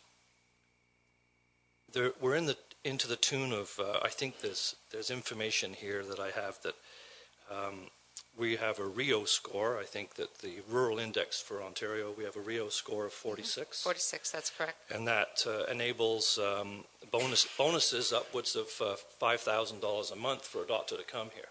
So with all of these attractive bonuses and all of these incentives that we're putting forward, I still don't understand. Maybe you could help answer, and maybe you could come back in the future and answer us with more of the detail. You need to be a Philadelphia lawyer to go through the Ontario Medical Association's fee structure. And I mean, if I go in and get a colorectal survey done, the doctor gets an extra $200, and so on, and it goes on and on and on. And I don't know if we're playing the game right. And I'd like to know if the committee can come back and assure me. I don't even know if I should be going on to Healthcare Connect. Why would I want to pick up a new doctor in Southampton when I live walking distance from the Dr. Earl Health Center? Mm-hmm. So how is it that if I go on Healthcare Connect and they say there's a doctor willing to take you in Southampton, how does that work? Like, that's not working in favor of our community. So what I'm asking for is more understanding, and I think a game changer. I'd like to work towards shaking the government up and the Ministry of Health and saying, this is not working, we need it changed, damn it, now. Mm-hmm. So can you help? Thank you. Well, you're not alone in that regard. A lot of people feel the same way. I think that, and I worked with Mike over the last few weeks to help for him to understand more about how everything works. And you're not wrong when you say how difficult it is to get through all of the information, because nothing is black and white. There's all these gray areas, and information's here and information's there. So I think that to start, I think maybe if you and I sit down one-on-one and I can help educate you, and it's not that I don't want to talk about this in front of people, because I'm more than willing to do so. It's just that, it takes a long time to be able to explain everything. I agree. I think, you maybe need to look at the big picture and say, what can we do, and how can we approach the ministry to say that this is not working in our community. I think that, coming up with a solution and going to the ministry and talking to them, or whoever that contact person would be, and talking to them about what your concerns are. But I think that we need to do it in a way that is productive and not negative. And I'm more than willing at any time to sit with any of you and talk about that. As I say, I sat with Mike here, and he understands a lot more now. There's a lot of work that has to be done. I couldn't agree with you more. I know it's frustrating for you. It's frustrating for me as well. You work hard to bring someone to the community, and they don't stay. But all that aside, and whether the program continues or it doesn't continue, the one thing that you need to look at with physician recruitment is economic development. I mean, Dave is talking about, on the committee and headed down that road. Let's think about this. If we do not have a physician in our community, if there's no physicians here, we did not have a hospital. So how many people work in our hospital? Okay, there's a large number of people that are affected.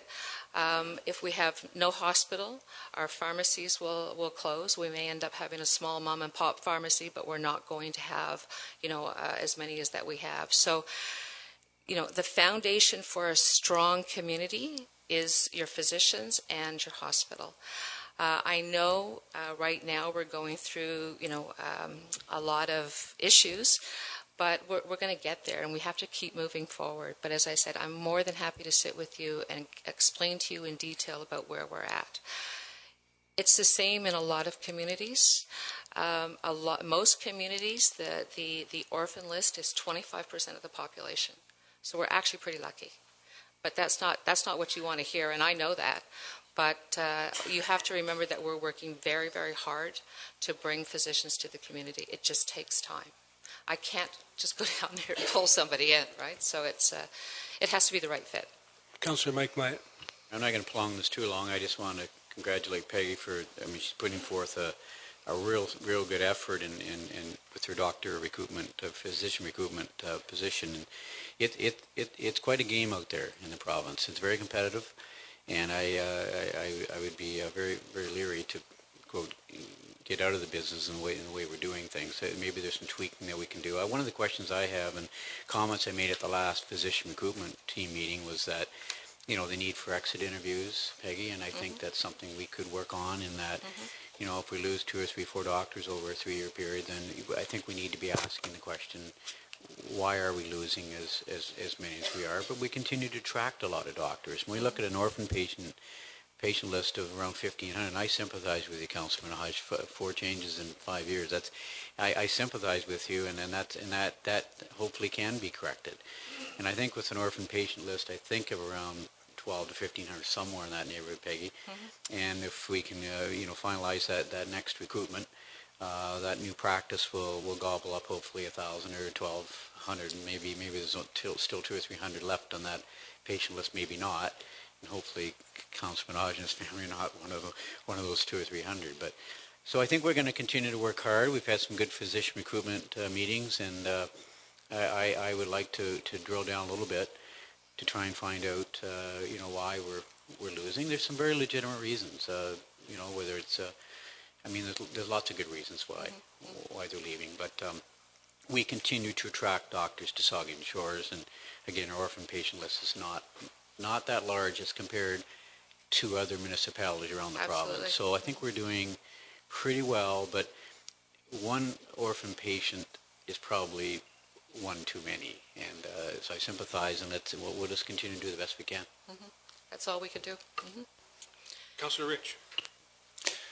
Thank you very much, Peggy. I appreciate your presentation. Through you, Mr. Mayor. So I was just looking at so is that new now, the 1-to-1 ratio replacement? So now if we, obviously that we're missing a doctor where Councillor Minaj was, where Anya was.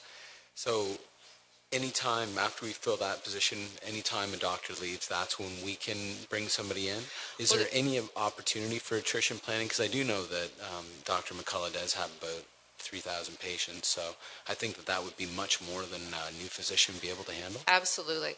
Well, there's two things that we're doing right now. I'm just waiting on confirmation of some numbers with regards to when some of our previous physicians left, because if after March 2012, depending on how many physicians were in the groups, okay, the two groups, there's a FO in Southampton and a FIN and I'm not going to get into the details of what those are, but there's another payment model within Port Elgin. So as of March 31st, 2012, however many physicians were in each of those groups were allowed to bring the numbers up to those groups. So let's just say, for example, Dr. Suk left Southampton. If he left after March 31st, 2012, I can replace another physician in that group. Okay, so that's one thing, and we're confirming those numbers. I just didn't have them today. The other thing is the ministry is, because there's no formula as to what they consider who gets physicians and who doesn't get physicians, you know, type of thing, especially if you've got Dr. McCullough retiring, no one physician is going to take over his practice. So they are flexible. They will look at the data, and I would do a presentation with them and saying, okay, we need maybe 3 physicians to cover that practice. So they're flexible. Every quarter they're going to do an update for every community. So I think what's really important is that we start gathering data that I can then present to them and give them. And I'm more than willing to do that. So, you know, what is our potential growth? You know, for example, information with regards to the patient rosters that doctors are carrying. It's important that you register with Healthcare Connect because that's where the ministry is getting their data. Like what they're looking at right now is your population, your patient roster, and how many doctors are in the community. There's patients coming in from other communities, okay, but that's back and forth. Like there's patients from Kincardine that come here, there's patients from here that go to Kincardine. That washes out, okay, to a certain degree. So, but I think we have to look at also your surrounding areas, you know, type of thing that you know, that come in and use the services. So there's a lot of information that I think we can give them that will help them make decisions as to how many physicians we do and don't get. So, Deputy Mayor Charbonneau. Thank you, Mr. Mayor. And thanks for this presentation, Peggy. We appreciate you coming here, and I'm glad you came. I just wonder, you're in this field. You're out going across the province. You're going to these meetings. You're meeting other recruiters from other municipalities. Right. You know the landscape pretty well, I anticipate, and also talking to the ministry. Is this a permanent feature now of Ontario's healthcare system, that the municipalities are doing the hiring for the provincial government? Is it permanent? Because I feel like it sort of started because it just was ad hoc. I mean, you know, because you couldn't get people to come to rural Ontario, you couldn't make it work. So municipalities got in the game and started competing with one another for this market, in this market, if you want to call it a market. And we've been doing it a long time now, and now you're working with the ministry on sort of an ongoing basis, and they have all these rules and criteria for you, and they've sort of set you up, and they've sort of set us up as a permanent feature. Is that the sense we're getting now, that this is now structural, that the healthcare system in Ontario now requires municipalities to compete with each other for doctors? Well, I think it's been that way for a long time. I mean, as long as I can possibly remember. I mean, some provinces do it differently, where it's a government-funded, like a provincially funded entity. But in Ontario, ever since I've been working in this industry, it's always been the municipalities or a community-driven initiative. So I can't see that changing anytime soon. And the provinces, sorry, Mr. Mayor, the provinces built it into their calculus. Like this is now how they're planning for as far as you can tell, for rural medicine. As far as I can tell, I can't speak for them what their long-term mandate is. So. Thank you very much. Yeah. Well, Peggy, thank you very much for bringing us that update. And again, thank you for the work you do for us with doctor recruitment. I know it is a field that the province holds almost all the tools and we're playing around the peripheral with it. And it's unfortunate that we're in that situation, but thank you for what you do for our community. No problem. Thank you. The next item on the agenda is a staff report. It has to do with amending the animal control bylaw, and our clerk, Linda White, will present. Thank you, Mr. Mayor. So the background to this report is that the Port Elgin and Saugeen Beachers Organization and the Southampton Residents Association were provided an opportunity to submit comments to the animal control bylaw with respect to allowing dogs within the beach areas. The full submissions from each of the organizations are attached to this report. However, I'm going to try to summarize their comments as follows. From the Southampton Residents Association, they agree with staff's previous recommendation to allow dogs on the sidewalk and the promenade, provided the dogs are on a leash. They do not support allowing dogs on the beach between May and October, and they're opposed to off-leash dog beaches being created at this time. They recommend consideration should be given to establishing an off-leash area somewhere in the Southampton area, and they request that the bylaw amendment be enacted promptly so that appropriate signage can be in place by the end of June. They caution us that the definition of sidewalk is to include the Captain Spence Trail between High Street and the mouth of the Saugeen River. And they further request that the poop and scoop stations with baggie dispensers and depositories for filled bags be provided. With respect to the Port Elgin and Saugeen Township Beachers Organization, their comments are that they support the proposed bylaw amendment to allow dogs on the sidewalk and promenade, provided the dogs are on a leash. They request that from the last official day of school in Saugeen Shores through to and including Labor Day, dogs should not be allowed on the beach between the hours of 9 a.m. and 6 p.m.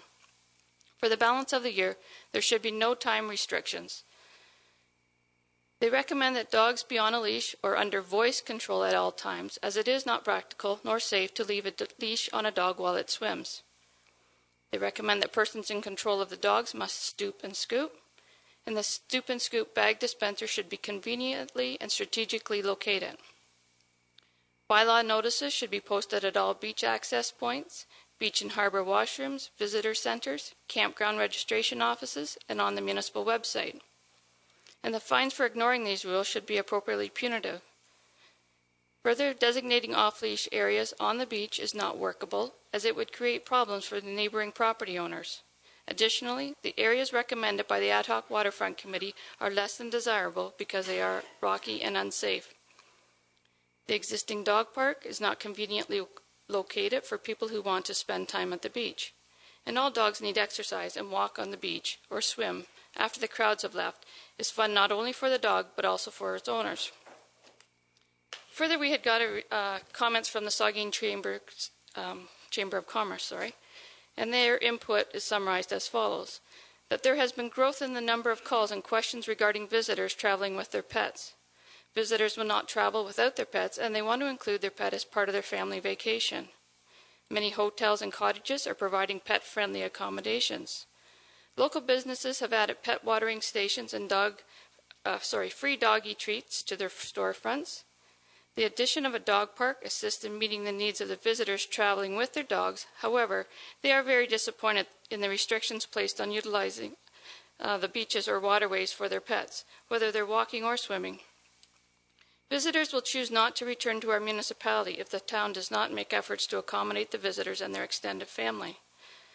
Designated times or places that meet the needs of the pet owners, residents, or visitors would aid in making Saugeen Shores a dog-friendly community.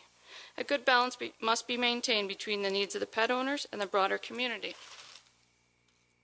I just wanted to mention that there is the Blue Flag criteria, and although that the town of Saugeen Shores is not a partner in the Blue Flag Beach program, it is worth noting that in order for a beach to qualify for Blue Flag status, it must meet a number of criteria. And one of the imperative criteria that must be met in order to qualify as a Blue Flag beach is that access to the beach by dogs and other domestic animals must be strictly controlled. On Blue Flag beaches, dogs and pets are only permitted in the parking areas and on the walkway promenades located at the back of the beach. The Blue Flag program recommends that dog-free zones be created to prevent dogs from entering the main beach and swimming area, with the exception of the guide dogs. So with respect to our dog beaches in the town of Saugeen Shores, we currently do not have a designated dog beach that are identified as and signed as such. However, dogs are allowed, provided they are on a leash, along the waterfront from Elgin Street at the Port Elgin Harbor to just south of Pegasus Trails at Miramichi Bay. And then they're also allowed from north of the river from South Rankin Street to Cameron Drive. Pictures are attached showing just some of the locations where dogs are welcome along the waterfront. With respect to baggie dispensers, there are some baggie dispensers currently installed along the waterfront, and the Southampton Residents Association has generously committed to sponsoring additional dispensers to be installed along the Southampton Beach sidewalk. So based on the comments received, there appears to be consensus that dogs should be allowed on the sidewalk, promenade, and trails provided they are on a leash. Further, dog owners must be made responsible for cleaning up after their dog. The existing bylaw describes the locations where dogs are prohibited along the waterfront from McGregor Point Park to north of the river. The existing bylaw refers to public beaches, however, public beaches were not defined. The draft bylaw describes public beaches to include the area that extends from the edge of the water of Lake Huron in an easterly direction to the limit of the privately owned property, excluding all sidewalks, promenades, and parking areas. Sidewalk has been defined to include walkways, promenades, trails that are owned by the town and are designed and intended for the use of pedestrians. The bylaw provides that dogs can be on a sidewalk provided they are on a leash and do not enter a prohibited area nor interfere with a pedestrian. A stoop and scoop provision has also been added to the bylaw. The bylaw provides an exemption for service dogs in the prohibited areas and to the stoop and scoop requirement. With respect to fines, Council can recommend fines for offences set out in municipal bylaws. However, the actual fine is set by the Office of the Ontario Court of Justice. Based on existing fines approved for the animal control bylaw, staff is recommending that the fine for failing to stoop and scoop be set at $205, which is consistent with the fine for allowing excrement to cause a nuisance. With respect to the outstanding request put forward by the Beachers Organization and the Southampton Residents Association, the draft bylaw before you does not address the request to allow dogs on the beach during the non-peak hours during the summer months, nor does it create an off-leash dog park in Southampton or officially designate dog beaches. It is recommended that Council amend the bylaw to address the issues that there is consensus with. If Council wishes to entertain the outstanding request, further direction is required. And the financial impact is the cost to install the signage is included in the 2015 operating budget. Thank you, Linda. There is a recommendation, and then we'll take some questions or discussion. It's recommended the Council consider the attached amendments to the Animal Control Bylaw 36-2004, and further the Council recommend the fine for failing to stoop and scoop to be set at $205. Vice Deputy Mayor Hubert. I have some comments, but could you please just explain to me what we're voting on? The Council consider. Are we approving the amendments, or are we just saying that we're interested in them? What does this word consider mean? It means that a bylaw will come forward at your next meeting, and Council will then give first and second, third reading if you so wish. But if you need any changes or discussion, you can still have it at next Council meeting. Okay, so technically it is similar to approval. I'm really struggling with this. I appreciate all of the thought process, and many of the comments resonate quite favorably with me. However, with respect, I'm curious to know how we included the broader community in the consultation process. I have a great deal of respect for the three organizations that are mentioned in here, but quite frankly, there's a whole big segment of the population that attends to the beach, that spends time at the beach, that might have a dog, might not have a dog, that we're basing some consensus on really not a very wide representation, I would suggest, of the community. My real serious comments are that this is all very nice, but it all boils down to enforcement. And I can appreciate a nice $200 or $205 fine for failing to stoop and scoop, but who's going to levy the fine? How is this going to be actually policed? There's our bylaws are driven by complaints. You can be at the beach. Hopefully, if you're a good beachgoer, you don't have a cell phone with you, so you see a dog on the beach. What are you going to do? If a dog is on a leash and care and control on the sidewalk, I really don't have a big issue with that. But the thing is, a leash sometimes is extendable. Sometimes they let them off the leash because, oh, my dog's friendly, whatever. And there's absolutely very little opportunity for enforcement here. And once that poop is on the beach, it's E. coli. That's what it is. And it's going to be there for a while. And I got something in me that says that this is, I realize that 4 out of 5 dog owners are very responsible, but it's that one that just isn't going to play very fair. That we got vulnerable people at the beach with less clothing on. We got kids running around having a good time at the beach, and dogs just don't mix with me in my mind in that regard. I had mentioned at one point during this discussion earlier that there was something there about licensing, and these interesting situations with seasonal residents. Their dogs are not necessarily licensed here, or alternatively, a visitor to town may or may not have a license on their dog. So, when a dog is misbehaving or an owner is letting a dog misbehave, sometimes there's no license situation there that is traceable to a Saugeen Shores person necessarily. So I'm concerned about that. I also think that, we made a mistake last year by just removing signs with no comment or discussion at the time. So there's an awful lot of confusion right now. So I agree with the Southampton Residents Association that we should be doing something soon so we can get some signs posted. I really appreciate the idea about visitors too bringing their dogs, but an out-of-town person bringing their dog here, there's even less reason for them to understand what our rules are at the beach. So they see a little symbol on a sign that says a dog, it's got a leash, and it's at the beach. How are they going to know that it just means the sidewalk? And I guess I agree with the idea behind this in some situations, but until we have some effective mechanism for enforcement, I have a great deal of difficulty supporting this because we're just opening up the beach to dogs, and the 1 out of 5 bad dog owner that's going to let their dog put E. coli on our beach and let their dog harass people who have very few clothes on, and I don't like that. So I don't know how to vote on this because I agree with some of it, but until somebody convinces me that we're actually prepared to enforce this without having people having to call and complain, and by the time they make that call and then somebody by chance gets there, because the police don't enforce bylaws. This is the bylaw officer or animal control. By the time somebody gets there, that dog's long gone.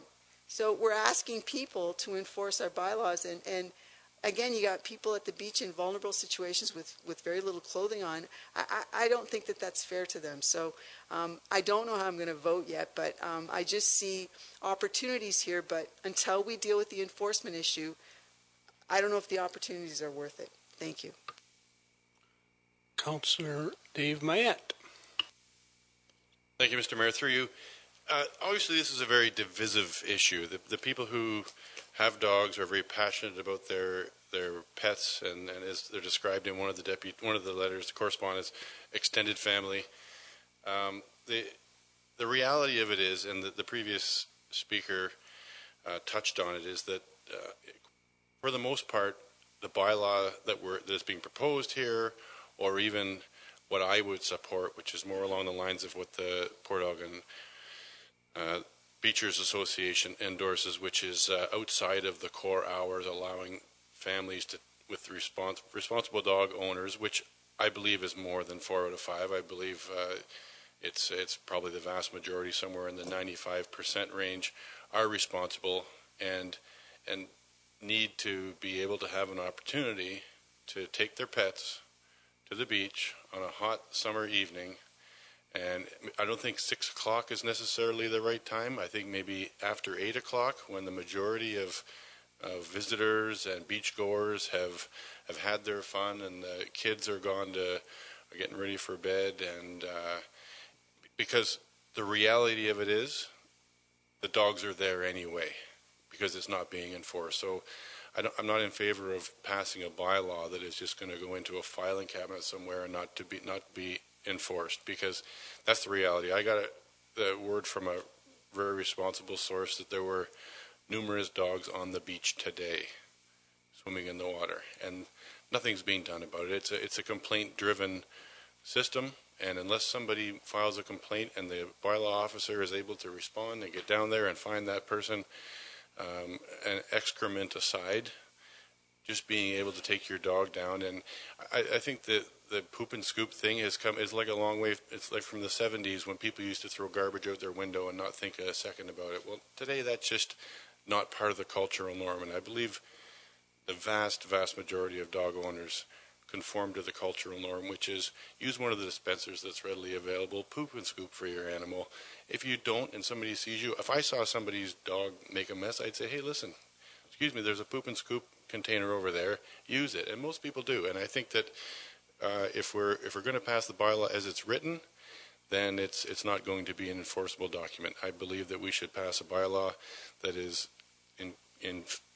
written the way that 2 out of the 3 correspondents notes, which is to designate a out-of-core time period where responsible pet owners can go to the beach with their dog, have a cool down period, and go home, and we're not going to pollute the lake by doing that. And I would not be supporting the bylaw as written until it includes something along those lines.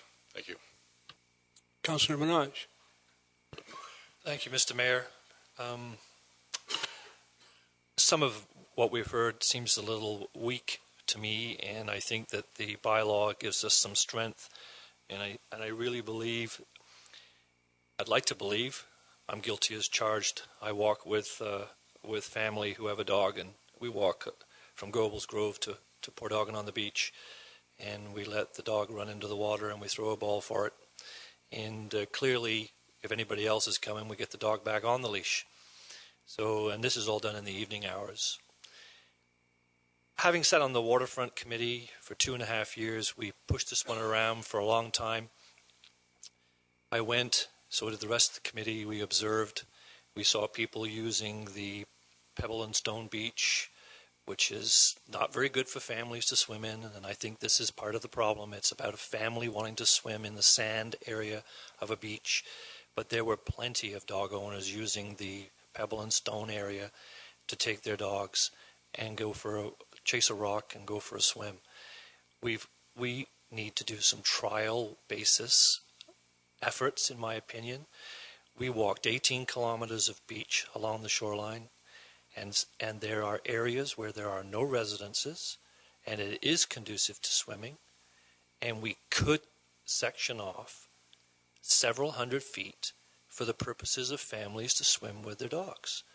The good news about a story like that, if we tried it out, would be that they are all dog owners with their families. So one would make the assumption that they would police themselves. And so the rest of us, knowing that that was a dedicated dog swimming area for families to go to, we would meet all of the needs. So clearly for me, some trial areas, not listening to the feedback we've got that discounts this place and discounts that place, we need to stand up and be accounted for, create some trial areas with this bylaw and put that in place, and let's see how it works. Thank you. Deputy Mayor Charbonneau. Thank you, Mr. Mayor. I think with regard to the bylaw that's before us, it's pretty simple bylaw, but it allows these dogs to be on the pedestrian sidewalks. We had an issue last year as a result of that, as the Vice Deputy Mayor pointed out. This cleans that up. It corrects that issue. And there's pretty broad consensus among the groups that we have consulted, although I agree with the Vice Deputy Mayor, we haven't consulted broadly. But I think that there's pretty broad consensus on that topic.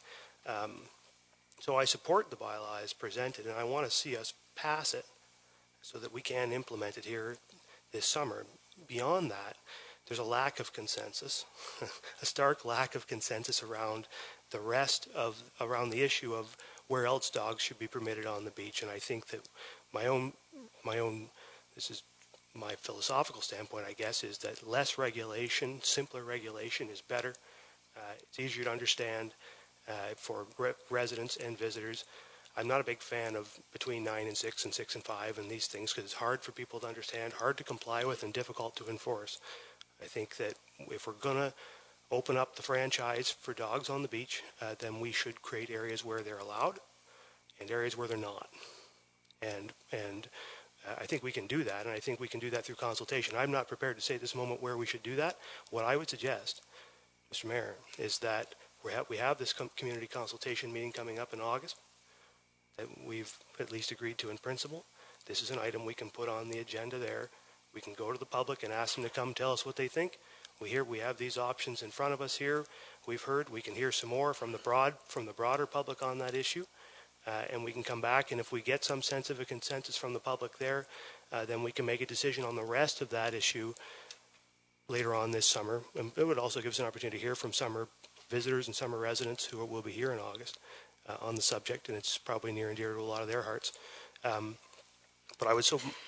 my suggestion, what I would like to see us do, is pass this bylaw before us, get this issue dealt with, and then deal with the broader issue this summer through some more intensive community consultation. And because I agree with the Vice Deputy Mayor that I don't think we've gone quite far enough, if for no other reason than because we still don't have a clear sense of what direction the public wants us to go. So we should go out as a council and do some of that work ourselves and see if we can suss out a consensus or a way forward. Those are my suggestions. Thank you, Mr. Mayor. If I got a comment, I guess I agree with you. I think we need to get started somewhere, and I think we should start with this bylaw. But I think we can go out to a broader consensus. But I think you're going to find that it's going to be just a split. The farther you go, you're not going to get a consensus on this issue, and so I think people around this table should be prepared to start making some decisions about where they want to go with this, and deal with it, because you can go wherever you want. And I've been around this table many, many years, and I don't think I've ever seen a consensus on this particular issue. And I think there's lots of other people that should be questioned. I know the public medical officer of health will give you some information about dogs on beaches and what the long-term effects are of those, or can be. And we should consult with that person also. So, John? I think the one thing that I found relatively interesting was the blue flag criteria. It recommends dog-free zones. So I think that at the same time of having a place where you could take a dog or not take a dog. The other thing is I do know that we have a person on staff that's actually one of the regional testers for this. I don't know if we're interested in going down the blue flag path, but maybe we could at some point consult with them. But my question, I guess, was, so all we're asking right now is, are we going to allow people to walk dogs on the boardwalk with leashes, as long as they poop and scoop, right? That's the bylaw. That's what's suggested in this bylaw, yes. Deputy Mayor Huber, I think. I was just going to comment that the Deputy Mayor, one of the things that he said is one of the big challenges with all this. He referred to it as dogs on the beach.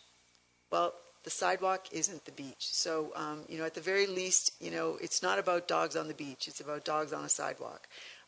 I would like, though, a response, though, how are we going to enforce this? Because that is the issue that, how is that going to happen? Because complaint-driven and inconsistent timing for access to a bylaw officer and animal control, I believe, comes from Owen Sound. What is the potential there for somebody really to get a response? Thank you, Mr. Mayor. I think we can confirm that our bylaw enforcement officer does a certain amount of education on this subject at the moment. He routinely is at the beach. We don't have an effective tool from a bylaw point of view to enforce, but he does interact regularly with people that he sees that are in contravention of his understanding of what his current mandate is, and I think Bart can confirm that if necessary. Yes, at present moment, the bylaw officer during the summer months does walk the beach and does ask people who have dogs off leash to address those. That's been going for the last 2 years. This year, the change is that we're also putting reports in of this on SRM, so that at the end of the year we'll have a better idea of how many complaints and how many incidences of dogs and dog violations were coming across. So either notices of a warning or, where the problem with the beach in certain areas is that he can see a dog a mile away, and by the time he walks there, it's just impossible to reach. They're long gone, especially wearing an outfit that he does.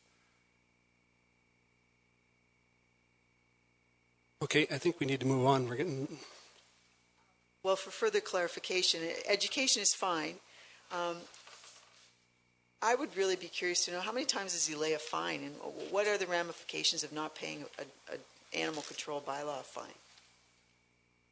And you don't have to necessarily answer right now, but I'm just like, how often do we actually fine people? And if they don't pay, what does that mean? I think our past practice has been through education and, talking to people and, asking people to remove their dog from the beach. The onus on laying out fines has not been a prime directive, last couple of years. That doesn't necessarily mean that will continue going on in the future. Mr. Madison. Thank you, Mr. Mayor. When we look at the two reports, we have two different views. The Southampton Beachers Association has one view. The Port Elgin and Saugeen Township Beachers Association has another view. So right now, are we looking at, and just for clarification for me, allowing dogs on the boardwalk but not on the beach? That's all we're going to. So if we say yes, we'll allow them to walk as long as they're... Just a point of clarification.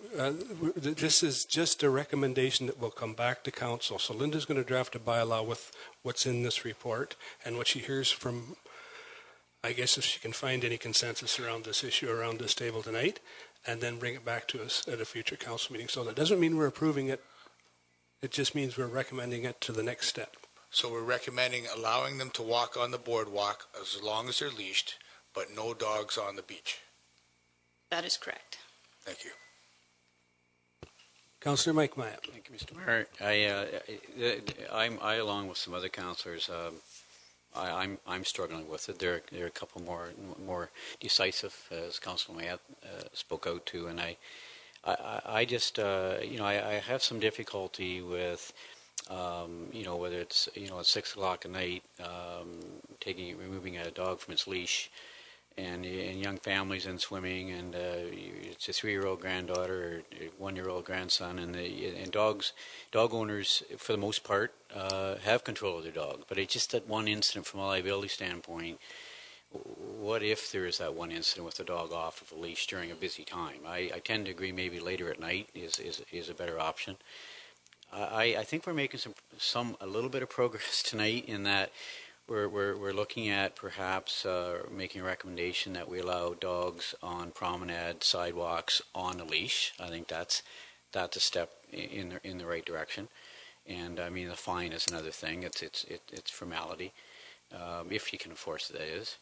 But I just think that tonight I tend to agree with recommending we pass this bylaw to get it to the point we can get our signs up for the summer and inform the people what our current bylaw is with these changes. But what I like some assurance with is the Port Elgin Beach Association, all three organizations that we've heard from. I'd hate to think that it was dead ended in terms of some of the recommendations in there are.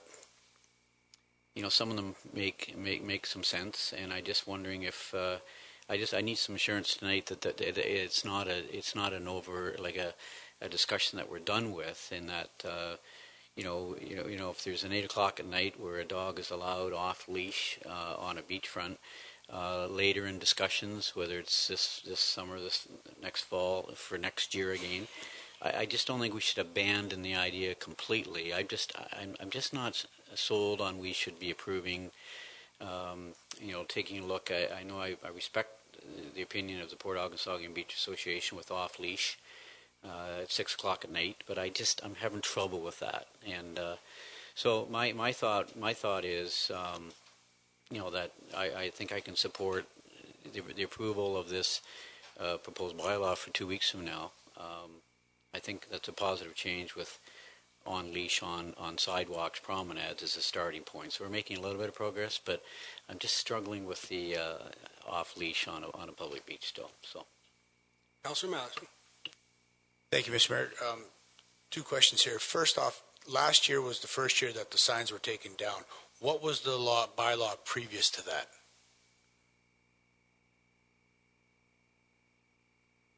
The bylaw hasn't been changed. It was determined that there was a gray area in it, and the signs were taken down based on a gray area. But the actual wording of the bylaw hadn't changed. What needed to be clarified: what is the definition of the public beach? So dogs were restricted on the public beach. Then the question arose: oh, what's the public beach? Does that include the sidewalk, or does it not include the sidewalk? And at that point, the signs were taken down. My second point is if you walk the sidewalk from Jerry's Fries up to the Cenotaph in Southampton, the sidewalks are only 3-4 feet wide. When you have somebody coming down with a dog, even though they are leashed, dogs are friendly. They want to see people, and a lot of people are intimidated by dogs. There's nowhere really for the person to go other than off the sidewalk into the sand. And a lot of the places, that's a steep drop where injuries could occur because people are intimidated by the dogs. It's a very tough question.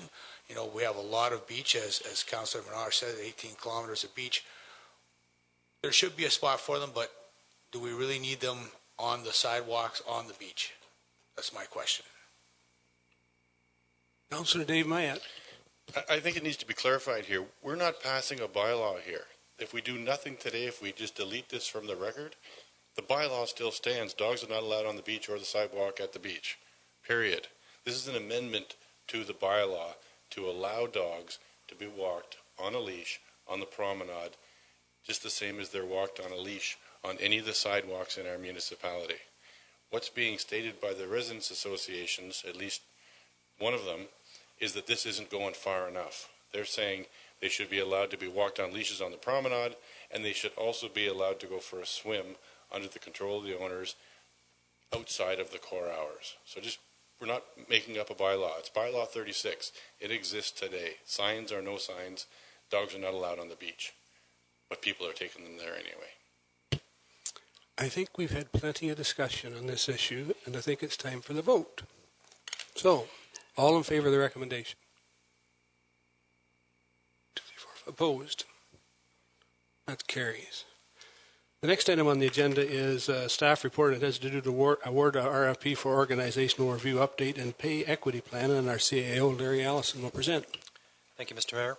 Earlier in 2015, the town of Saugeen Shores issued an RFP to secure a professional firm to complete an update to the 2007 organizational review, as well as undertake a salary review and completion of an updated pay equity plan covering our entire organization with the exception of police services.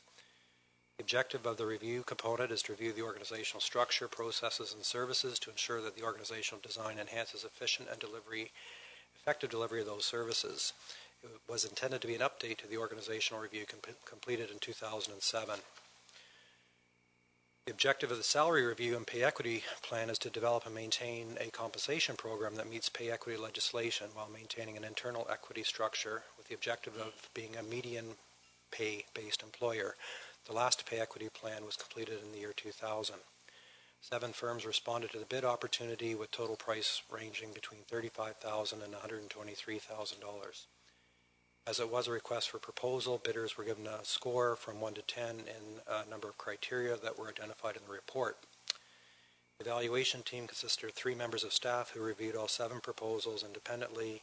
The scores for each proponent were then averaged, and as a result, the highest scoring firm is Ward Updegrove Consulting and HR, based in Listowel, Ontario. Total price for both components of their proposed engagement is about $45,000. This exceeds the 2015 budget for the project, approved at $25,000.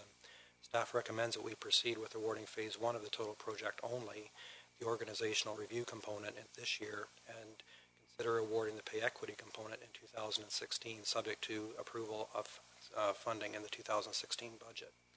There is sufficient room in the 2015 budget to complete the first phase of the project, Mr. Thank you, Larry. Then recommendations is that Ward and Up to Grove Consulting and Human Resources be awarded the contract for the organizational review update, Phase 1 of RFP number 2015-6115-5400. Questions or comments? Vice Deputy Mayor Huber. Through you, Mr. Mayor, to the CAO, what is the projected timeline on this work? If I recall correctly, the Phase 1 work would be completed by September of this year.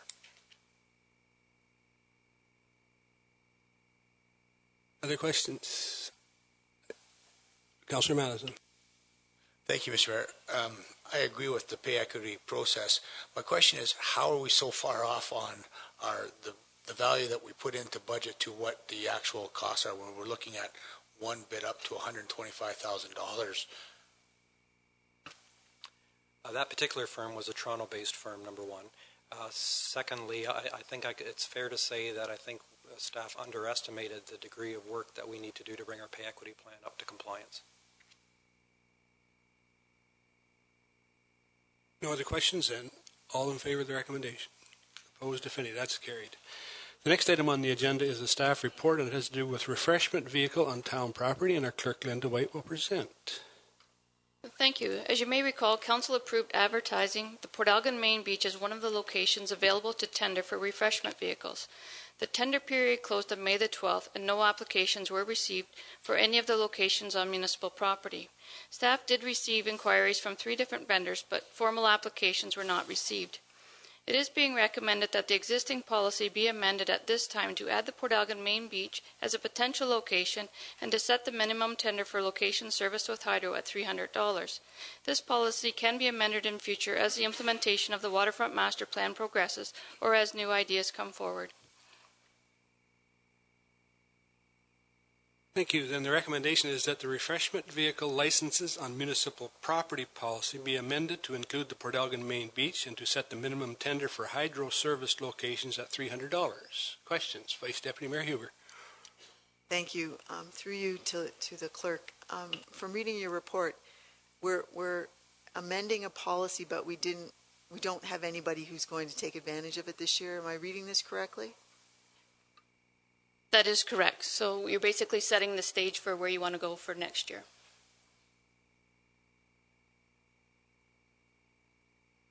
Councilor Madison. Thank you, Mr. Mayor. Through you to the clerk. Because the tender process is closed now, what if somebody wanted to come up for one of the long weekends? Could they still apply, or everything must be done by May 15th? We always talk to any of the applicants, anybody that's interested in setting up any type of business in Saugeen Shores, so we'll work with them. We'll try to be flexible, but I can't give you a definite answer whether they would be allowed or not. Councilor Minaj. So, Mr. Mayor, would that include approving an automated, electrically operated French fry machine on the beach if a request was made? Suspect it would, yeah.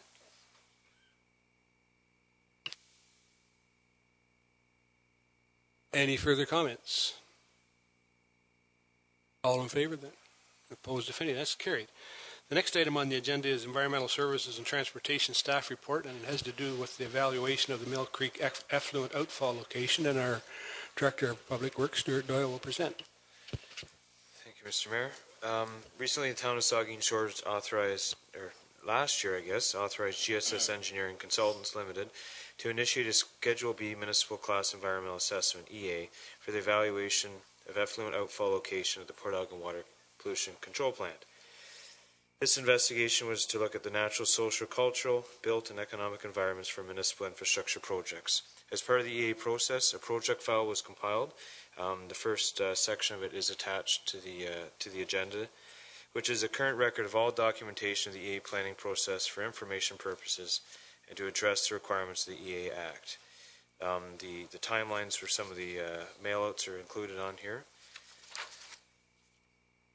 The recommended alternative is alternative 1, effluent to Mill Creek at all times by modifying the existing manhole and placing a riprap channel to the west bank of Mill Creek. The updated project file will be available at the town offices and will be posted on the town's website on May 26th this year, pending direction from Committee of Whole. Pending further direction from Council, this completes the planning process of the environmental assessment. The acceptance of this project report file does not bind Council to complete this project, and no funds have been included in the 2015 capital budget for the modification of the current outfall.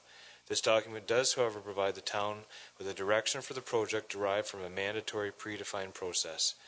If Council approves to proceed to the construction phase, the project will be reviewed in detail by a number of regulatory agencies and stakeholders before the town could receive an ECA approval from the Ministry of Environment. So no financial impact. Any capital cost will be part of a future year capital budget process. Thank you, Stuart. Then the recommendation is that Council endorse the preferred alternative emanating from the Mill Creek outflow environmental assessment, being the relocation of the treated effluent to the west bank of the Mill Creek. Start with Councillor Dave Mayette. Thank you, Mr. Mayor. Through you, yes, we sat here and we heard the report from the engineering firm and all of the reasons why Mill Creek would be suitable, but 50 years ago, the predecessors to this council, the Port Elgin councillors at the time, came to the conclusion that that was not suitable to them at that time.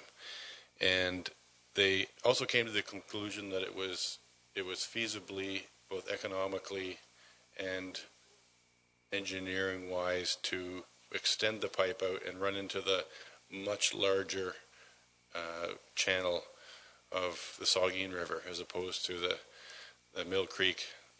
And I just can't get my head, nor can I support shortcutting and throwing away all the good reasons why they did that back then. And sure, there's going to be additional costs involved with putting that extra 600 feet or so of pipe across that private land, but they found a way to do it back then.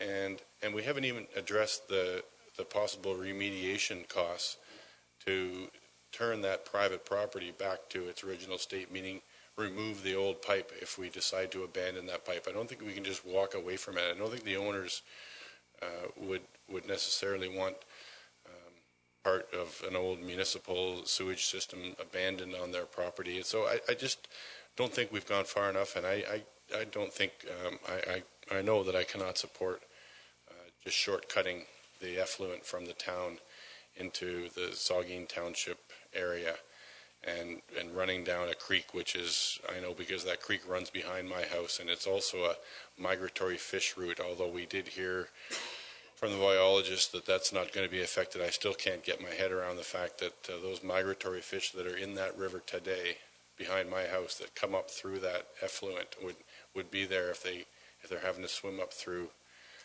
the effluent water in the creek. And I'm not going to support it. I didn't support it when we had the presentation, and I do not support it now. Councillor Mirage. Thank you, Mr. Mayor. It's one of these things where the impact was heavy on one resident for bank erosion, I believe, and I empathize with that, the possibility of that. When scientists and biologists tell you that it has no impact, and it is not a sewage effluent line, it's a treated, purified water effluent line. Arguably, you should be able to take a glass and drink it. It's supposed to be of that kind of a quality on the effluent side. So my concern would be that it's also, I get the financial impacts. I support Councillor Mayette's view on the old pipe removal. What I'd like to know is, as we go through this process, is there an opportunity, and I've been harping on this for some time now, people make mistakes, maybe the scientists and the engineers make mistakes. Can we go back and can we review it monthly for a period of 6 months once it's in service and come back with information that says, we've done a good job, we've reviewed it, we're looking at the effects again, and it was the right decision? Or no, we've learned from it, it's the wrong decision, and we want to change our way about.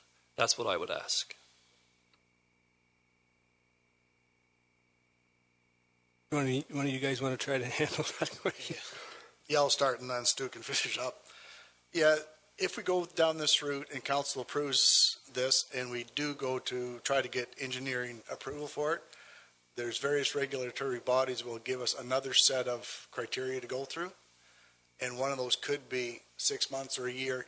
It's hard to say about post-construction monitoring, whether it's mussels or different effluent quality and Mill Creek water quality. So that's an unknown at this point. Nobody's really said, MOE especially, they've said a little bit about effluent criteria leaving the plant, but they haven't said anything about any other type of monitoring. It's been talked about doing a small fisheries one downstream to look at the impacts, but that's unknown at this point.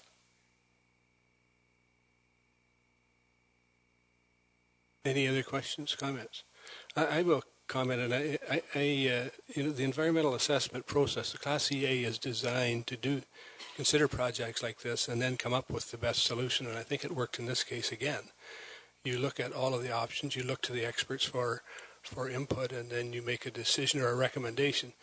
And we're really at that point here is we're really recommending the relocation to there's many more steps to get to before we actually build this thing. So I have a great deal of faith in the environmental assessment process. Been through many of them, and they work all over the province, and I think they work here too. I'd just like to add to what you said, and because I'm personally aware, and I know you are as well, Mr. Mayor, that the individuals, folks in the neighborhood of that area who came to us and came to staff as part of the EA process, and I know the mayor and I met with them as well, with staff at one point. I wanted to just clarify and make sure everyone was aware that their input was heard, and that staff, I think, made every effort on an ongoing basis throughout the EA process to take into account what their concerns and to get answers to their questions and to deal with those concerns that they had. And that's why we saw some of the biology reports on the fish and some of the other work, because the residents in the area were raising those issues and bringing them to our attention. And I think the process, I'll agree with the mayor. I think the process was detailed and strong and made certain that anybody who might be impacted had the opportunity to tell us what their impact was and get it to us. So I wanted to just make that statement, and because I know there are people, and probably still are, some concerns out there those folks have, and they'll have, and this is sort of an ongoing process and is going to continue on until one day at some point we actually do the construction.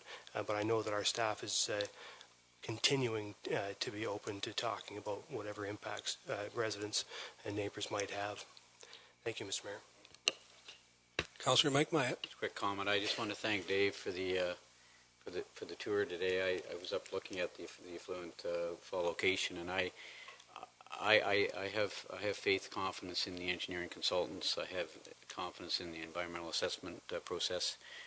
I'm not convinced at all we need to spend additional dollars to find another more expensive solution to this, and I'll be supporting the motion, Mr. Mayor. Okay. We've heard all the comments. All in favor of the recommendation? Opposed? That's carried. The next item on the agenda is Environmental Services and Transportation Staff Report, and it has to do with the Parkwood Drive pole replacements. And our Director of Public Works, Stuart Doyle, will present. Thank you again. At the April 27th Council meeting, staff presented a report detailing the concerns of local residents regarding the pole replacements on Parkwood Drive.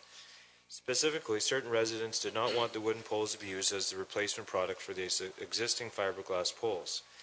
From the April 27th information report, the background on this issue goes back to at least 2007, when Wisteria Power was completing upgrades that required the removal of existing steel octagonal poles. The decision at the time was to replace the wooden poles as a standard. This was met with some resistance from local residents, but the standard was not changed. Further Wisteria upgrades in 2011 brought the issue to Council again, where the standard once again remained unchanged. There have been numerous non-wooden to wooden pole replacements during and since the discussions in 2007 and 2011. The standard is in place mainly due to lower costs and initial capital investment. Subsequent to the report on April 27th, Council provided staff with direction to survey the residents to determine if they would be in favor of paying the additional cost to receive an increased level of service as compared to a current replacement standard. Residents were mailed letters on April 29th, which are attached in this report, to explain the background on the issue and solicit feedback by responding to an online survey. The question, do you support the implementation of a local improvement charge bylaw for approximately $200 per property to install concrete poles instead of wooden poles, yes or no? We sent the letter to 81 residents. We received 50 responses. Of those 50 responses, 48 responded in favor, 7 against. That was a 61% response rate, and 53% responded in favor if compared to the properties, the overall properties. Excuse me. Based on the above results, Council can now consider passing a specific area charge to impose a fee on each lot to accommodate the service change. The fee would represent the total additional cost required to install concrete poles in the place of the standard wooden poles. The estimated additional cost per lot is $200. However, the final cost will be dependent on the actual construction costs. An upset limit of $210 per property has been established. If a special area charge bylaw is passed, each property included on the attached map will be invoiced for the service change at the same rate. This includes those who did not vote and also those who are not in favor of the charge. The bylaw would be passed after the installations have been completed, so the actual cost is known. If concrete poles are installed, it's estimated to be 15 weeks prior to the completion of the project. Thank you, Stuart. Then the recommendation is that Council authorize the installation of concrete poles on Parkwood Drive for the area identified on the attached map, and that a bylaw be passed at a future meeting for a special area charge. Questions or comments? Vice Deputy Mayor Huber. I think this was a good exercise to respond to in a very quick way, Stuart. Thank you for the response to residents who were concerned. I'm a little bit concerned, though, that we're going down this path about specific area charges or extra charges. So our tax bills are going to look a little different in the future because we've now got a waste management charge on there and something like this. So as much as I like the look of the concrete poles better than the wood ones, so I think aesthetically it makes sense. I just, we're going down a path here that within the last 2 months we've created two things that, this is my third term on council, I don't believe we've ever had them here before outside of things with sewer and water. So that concerns me. I did want to ask you, though, through you, Mr. Mayor, to Stuart, is there concern about a variety of poles throughout the community? Are there any issues with that? And the second question would be, and maybe this is a Bart question, when a new development gets built, do we require a standard of pole, or is it whichever service provider is providing power in that location, whether it be Ontario Hydro or Westario, do they determine what kind of pole goes up? So I'm just curious, is there an issue with a mismatch of different structural elements throughout the community? Stuart, you can answer that. Just before you do, though, we're at our curfew time at 10 o'clock for Committee of the Whole, and I need a motion to extend it. Moved by Councillor Madison, seconded by Deputy Mayor Charbonneau. All in favor? That's carried. Okay. So first question, with respect to consistency, we certainly have tried to streamline that, and that dovetails into the second question, which is through development standards. Currently, our development bylaw or development standards include 2 poles that can be used. One is a concrete pole, one is a decorative concrete pole. Those are for strictly development. So if a new subdivision is going in, developer pays. That's what's installed. It's up to us. It's not the service provider for the hydro. With and obviously we have the third standard when it comes to replacement poles after the fact. Councillor Minaj. Okay, so this is interesting.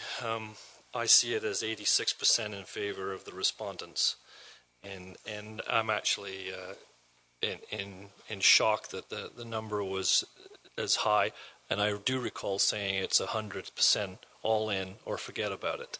So you're bringing it forward with 86% of those who responded. I talked to one resident, and he said when he found out it was going to be $200, he said, it's not worth it. So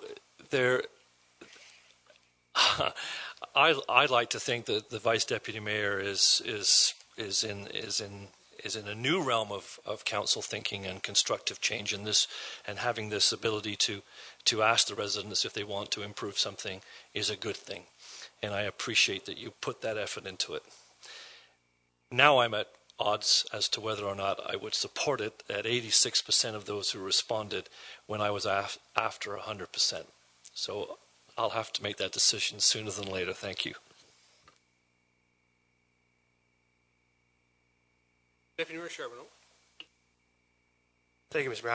I think this is pretty. I think this is pretty great. I think that these folks came to us with a problem. They put it before us. We gave them the opportunity to find a solution. They went up and down the street and asked their neighbors, and as many of them as responded. What did you say? 86% of them said that the respondents said that they wanted to do it. I'd call that pretty democratic, and that's a heck of a lot better positive response that you get on almost any of these things. So I'm entirely in favor of supporting it. My view is that if we support it tonight, it'll the public, the people in the community will be made aware of that fact, and I guess if all hell breaks loose after that, then we'll hear about it pretty quickly, and we'll know if this is a mistake or not. But I'd say, looking at the stats we have here before us, and I'm perfectly comfortable supporting it with that level of support, and so I will be. Thank you, Mr. Mayor.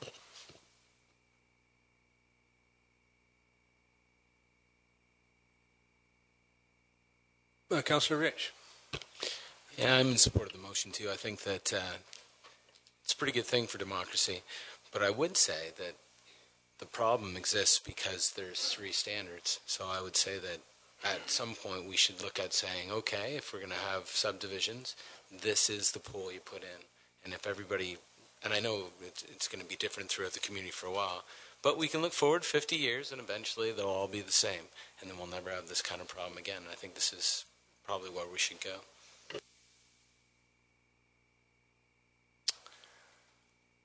Okay. The question, did I read it? Yes.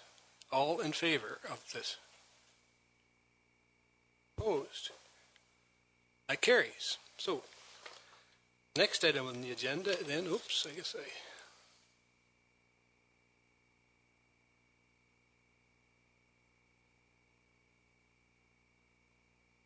is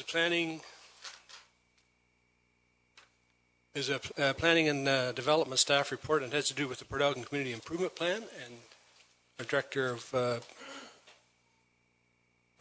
Development Services, Bart Toby, will present. Thank you, Mr. Mayor. Every 5 years, the CIP, which is a Community Improvement Plan, requires to be updated. Port Elgin's original plan was created in 2010. In 2013, a CIP was completed for Southampton, which provided additional incentives to the original plan. The 2015 CIP plan for Port Elgin adds the ability to provide policy for retrofitting buildings to meet the current building code, promote energy efficiency, and encourage the town-led projects that would create economic benefit. To be eligible for Spruce Spruce financial support, the CIP is required in a defined prerequisite. Draft documents were circulated to various public agencies, and notice of statutory public meetings was provided to the Port Elgin BIA, the Chamber of Commerce, and all landlords within the town. Thanks, Bart. I'll get that title right yet, so I kind of stumble with it all the time. Sorry about that. The recommendation is that the attached community improvement plan for Port Elgin be approved and a bylaw to designate the area identified in the document be prepared for consideration of council. Questions or comments? Vice Deputy Mayor Huber. Thank you.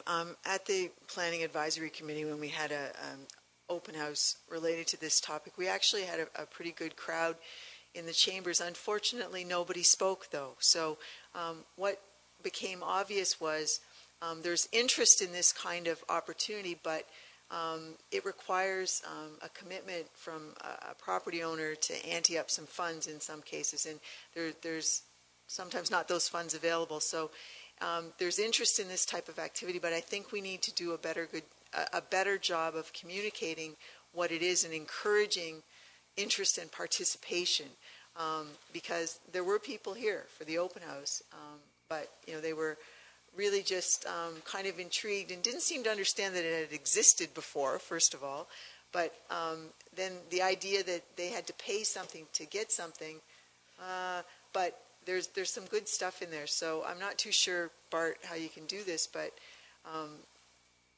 when this happens, both in Southampton and Port Elgin, we have to do a better job of saying, here's an opportunity, and try and get a few people to take advantage of it. Thank you. Councillor Minaj. I had a thought, and I just want to be corrected. I thought that at some point downtown businesses had gone the awning route and had decided, or we had decided with them in the past, that liabilities and concerns with awnings falling off the front of buildings were not maybe the best way to go, and maybe awnings were not the answer to facade improvement. So if that's the case, can I either be corrected and told it is, and we should have the word awning removed from here, or awnings are still an okay thing to look forward to on the downtown?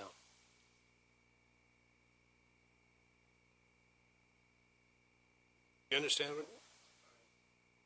I'm looking for the particular word. Thank you. It's 8 programs. The following programs are authorized under the CIP. 2, storefront sign improvement program to cover a portion of the projected costs for storefront sign and awning improvements. One comes to mind where an awning basically fell apart on one of our downtown Port Elgin buildings, and then we drilled some 2x4s up on the awning structure and painted them with some language of the business. I'm going to be doing an e-service complaint that that is no longer safe. So I think we're talking about a property standards issue in relationship to the CIP, and the CIP is a blanket document that allows for grants to be processed and allowed to move items through the municipality. The issue that you talk about is a maintenance issue. I wouldn't want to take awnings out of the CIP language, because they do have a certain type of desire within the community, for no other word. Okay. Other questions or comments? Deputy Mayor Charbonneau. Thank you, Mr. Mayor. I'd just say in response to the comments by the Vice Deputy Mayor that I agree that we would like to get greater uptake on this. We talked a lot about that at the Downtown Revitalization Advisory Committee, and I suspect we'll talk about it more at the Economic Development Committee when it's in place. But the key thing to remember is where there is funding on the government side, there's usually pretty good uptake from business owners, as has been demonstrated by Spruce the Bruce, which is enabled by this. Spruce the Bruce can't exist because this CIP exists. So we have had effect through this. But if we want to have greater effect, if we want to put some of this language into action, then the town of Saugeen Shores needs to create a program, and it needs to fund it. And you'll get uptake once you've done that. But the programs we've had in place, the loans, I mean, business owners were well aware that we had a facade loan program, but they didn't want a loan. And that's why they didn't take it. I mean, that's just the long and short of it. They didn't want loans; they want grants. And they were made that very clear to us at the Downtown Revitalization Advisory Committee. So I would say, if you want uptake, and I do, and I have supported a grant. I proposed one in the 2015 budget that didn't make it, but I'd say that's what we need to do. Thank you, Mr. Mayor. Councillor Mike Myatt. Thank you, Mr. Mayor. I also attended the Planning Advisory Committee open house, and it was well attended, and there weren't a whole lot of comments. But I think as much as BIA maybe is in support, but I think they need to do a little better job with perhaps educating businesses around the fact that loan program does exist, and the fact that the town is considering the grant structure being set up. My questions for you to the CAO, if I might, Larry. If it's approved this evening, this proposed bylaw, I guess the next step would be to draft up operational policy guidelines around, for example, what's eligible for grants, what's not eligible. So this is just step one, in other words, Larry, and that there's still a lot of work to do after this. And I guess the final thing is if we design criteria, policy around grants, that's obviously got to go to budget this November, December. It had to be approved in our budget. But this is just the first step, correct? Mr. Mayor, yes, this is the first step. There's some statutory processes we would have to do after council considers the bylaw. And the advantage of the way that this one's proposed to be structured is that it mirrors the similar program in Southampton. And so there's now an opportunity to kind of treat both communities equally. And I'm certain that the Economic Development Committee will be looking at the new range of programs that could be offered through the CIPs and propose some suggestions for council. Thank you, Larry. And sorry, Mr. Mayor, I know I keep referring to approve the bylaw tonight. I know we're not, but I just, pardon me, my words kind of slip out sometimes, and I know we're considering and that a bylaw has to be prepared. So thanks for the clarification, Larry. Other questions or comments? All in favor of the recommendation? That's carried. The next item on the agenda is the staff report, and it has to do with the Planning Act and Development Charges Act Reform Bill 73. And our director, Bart's going to present. Thank you, Mr. Mayor. The Planning Act guides all development in Ontario. It sets the framework for regulation and policy making, outlining municipal powers and responsibilities, and establishes the purpose of having land use planning regime. The Development Act establishes authority and processes for municipalities to collect capital charges for new growth. It outlines how charges may be set and for what municipal service development charges may be collected. Periodically, the province reviews the existing legislation while giving an opportunity for all stakeholders to comment on the proposed reforms. Under the Planning Act reform, there are areas where the staff feel changes to the present practice will affect now and into the future, and the legislation as it stands, now into the future, if the legislation stands as it is written today.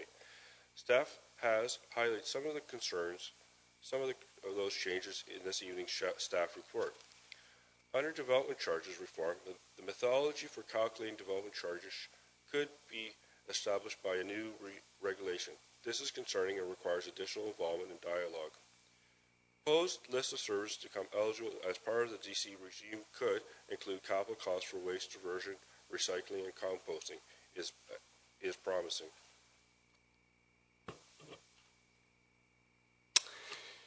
Thank you. Then the recommendation is that council endorses the concerns outlined herein with regard to Bill 73, and that the comments be referred to the Minister prior to the conclusion of their consultation process. Questions or comments? Deputy Mayor Charbonneau. Thank you, Mr. Mayor. With regard to the recycling and waste diversion component, I agree with you, that is promising, but I wonder, could we add to our comment, since we are commenting on this, that we would like to see all landfill operations and expansion included in as an eligible DC project? I mean, I think my understanding, at least, and Bart, you can correct me, I just had a brief conversation with Jay about this earlier today, that at least as far as we know, they're not considering that. What they're considering is waste diversion, so recycling, and that's fine and good. But landfill ought to be in there. We should be able to raise DCs to pay for expansion and operation of our landfill sites, since your landfill site by definition has to grow as your community grows. So I think I would like to see that. Maybe, Mr. Mayor, I'd like to, if by consensus or whatnot, I'd like council to make that comment to the province. Thank you, Mr. Mayor. I think we can add that just on that.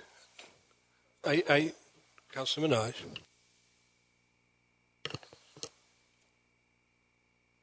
This is our feedback to Bill 73, correct, Mr. Mayor? This is going to be our feedback to Bill 73 from our municipality? Yes. And the Planning Advisory Committee concept, where we thought we were going to move to Committee of the Whole for Planning Advisory, the new regulations would prohibit us from doing that. So are we not going, if we thought we were in favor of Planning Advisory Committee becoming part of the Committee of the Whole, would it not then be incumbent on us to say that we don't agree with having a solitary member of the public be on the PAC?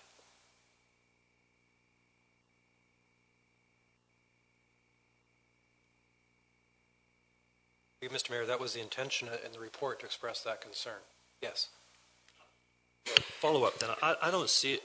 I guess it's the way it's worded. It seems like it says, then council has already expressed a desire to assume more. The proposed changes, if enacted, would constrain council's flexibility in this regard. So where does it say that we're opposing that? It talks to it. It doesn't say we're in opposition to it. Mr. Mayor, that those would be the comments that would be provided to the ministry, that council feels that that particular section of the proposed change would constrain council's future flexibility. It could be stronger if that's your wish. Are you happy with that, Neil? Okay. Deputy Mayor. Can I just be clear, Mr. Mayor? What we're reading here is not the letter that you're going to send to the ministry. This is a report for council to say what our position is. Staff will then draft a letter outlining these things in more, probably much more strident language, I hope. Thank you, Mr. Mayor. Vice Deputy Mayor Huber. Thank you. Sometimes I'm inspired, but sometimes I'm discouraged by the language that we use. I guess the idea of cash in lieu of parkland and this alternative method that the province is suggesting of 1 hectare per 500 units rather than 1 hectare per 300 units. You use the example of this means the town could not acquire as much parkland as before when considering infill and or future higher density types of development. I guess I would suggest that, is the province not interested in people enjoying where they live? So it's not just about how much land we can grab, it's about green space within residential areas. So I look forward to seeing the submission, because I hope it comes, I agree with everything that's in here, but I look forward to reading this submission and please do whatever you can do to encourage some small town comments in there that people actually live in these places and that they walk around and enjoy green space. And sometimes the province forgets that one size doesn't fit all necessarily. Thank you. Other comments? We talked extensively about this at the county. Two of the things that I think that worry me terribly is no amendments to zoning bylaws and official plan amendments for at least 2 years, and then in some cases longer. And if that's the case, I think we need to be very careful then going forward of how we draft zoning bylaws. We have to be much more general than what we are doing now when we're very specifically saying what types of uses could be on there. We need to define a zoning bylaw about what are the concerns instead of saying a hairdresser can be there but a restaurant can't, when both of the things will have almost the same impact to your community. So I think it's very disturbing. The other thing is, if you can't have any amendments for 2 years, do we need planners for 2 years? In any case, you may have heard me many times that I think the land use planning process is one of the most complicated, cumbersome processes that we have ever designed in this province, and this will not make it any easier, I don't suspect. Yes, next to the healthcare system. So, that's my little rant for tonight. All in favor of the recommendation? That's carried. Next item on the agenda is a communication or petition for Committee of the Whole action, and the first one is the Saugeen Valley Conservation Authority Yellowfish Road. There's a pamphlet going around there. The second one was Saugeen Valley Conservation Authority Regulation Mapping. And I guess we need action. Well, we should need action on the first one, and they're asking us, I guess, to participate. If we're willing to participate. Vice Deputy Mayor Huber. I would move that we participate and fully support the program. Seconder? Okay. Okay, Mr. Mayor, in the letter, there's a motion suggested by the SVCA that they would like us to pass at the town. It's in there. I don't know if you want to read it, Mr. Mayor, but that's. I think we. In the pamphlet here? No, it's in the letter that they sent us. It's on the first item there. I'd like us to at least consider passing that motion. I think that's what they're asking for. Okay. So is that your intent to move that motion then? All in favor? That's great. The next item on the agenda is the Saugeen Valley Conservation Authority regulation mapping, and it's a letter I know, it's something I know that the chair is working actively with the authority, and maybe you want to speak to it, and then we'll... Just very briefly, Mr. Mayor, and I alluded to this at our last meeting, this was coming. This is our opportunity to start talking about regulation mapping with the authority and looking to better define areas that are high development in the town of Saugeen Shores, most particularly in the north end of Southampton, the north end of Port Elgin, the south end of Port Elgin, where at the moment the Conservation Authority only has screening quality mapping and not regulation quality mapping. And developing regulation quality mapping will mean that the authority is still equally able as they are today to enforce their regulation, but it will mean that they'll have to screen out far fewer properties. So there's a number of properties that will not have to go through a process with the SVC anymore, not because they're no longer regulated, but because they were never regulated and don't need to go through a screening process. So we can make, for that reason, we can make development for all sorts of people across the community a lot easier by doing this. My suggestion, Mr. Mayor, would be for us to ask staff to appoint a member of the administration to participate in this working group with SVCA staff. I think that's the best way to approach it, in that this is going to be a fairly technical conversation and one that probably best handled by a member of staff. Thank you, Mr. Mayor. I agree, and I think it should be our Director of Development Services. Councillor Mike Myatt. I agree 100% with the with supporting the letter, and I think it certainly is going to make our overall planning process a lot easier. So I agree with those statements. I'm just wondering through you to the CAO again. It's got to come obviously with a cost, Larry, and I'm just wondering through this process, what period of time will we be finding out what kind of costs we will be incurring to move forward with such an upgrade, which I believe is the absolute right thing to do. I was wondering what the costing may look like. Mr. Mayor, I think it's our hope that if Council endorses us further pursuing this, that we'll have the working group in place and be able to get those costs organized very early in the fall, so it's very clear going into next year what they'd be.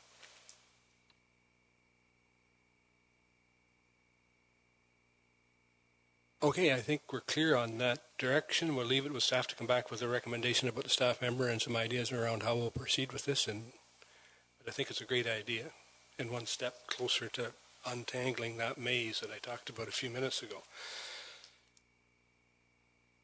So there's 7 items there for committee of the whole information for Councilor Minaj. Are you going to permit questions or comments on these communications? Number 1, the federal government news release. Okay. So, for Council's indulgence, I put together a possible motion, or at least speak to the idea, the concept tonight, because of the tight deadline. We have good support from our vision session for the waterfront development. It ranked 7th on capital improvements with a score of 78.5, and it's mentioned well in the waterfront master plan that this project would be worthy of petitioning or asking for support. We have at least one willing service club partner. And the project I'm talking about is completing the boardwalk on Port Elgin Main Beach from the bottom of Green Street Hill, where it currently ends now, in a southerly direction to the Izzard Street area, where we would expect a normal ending of that boardwalk at this time. Just a question about the partnership you mentioned.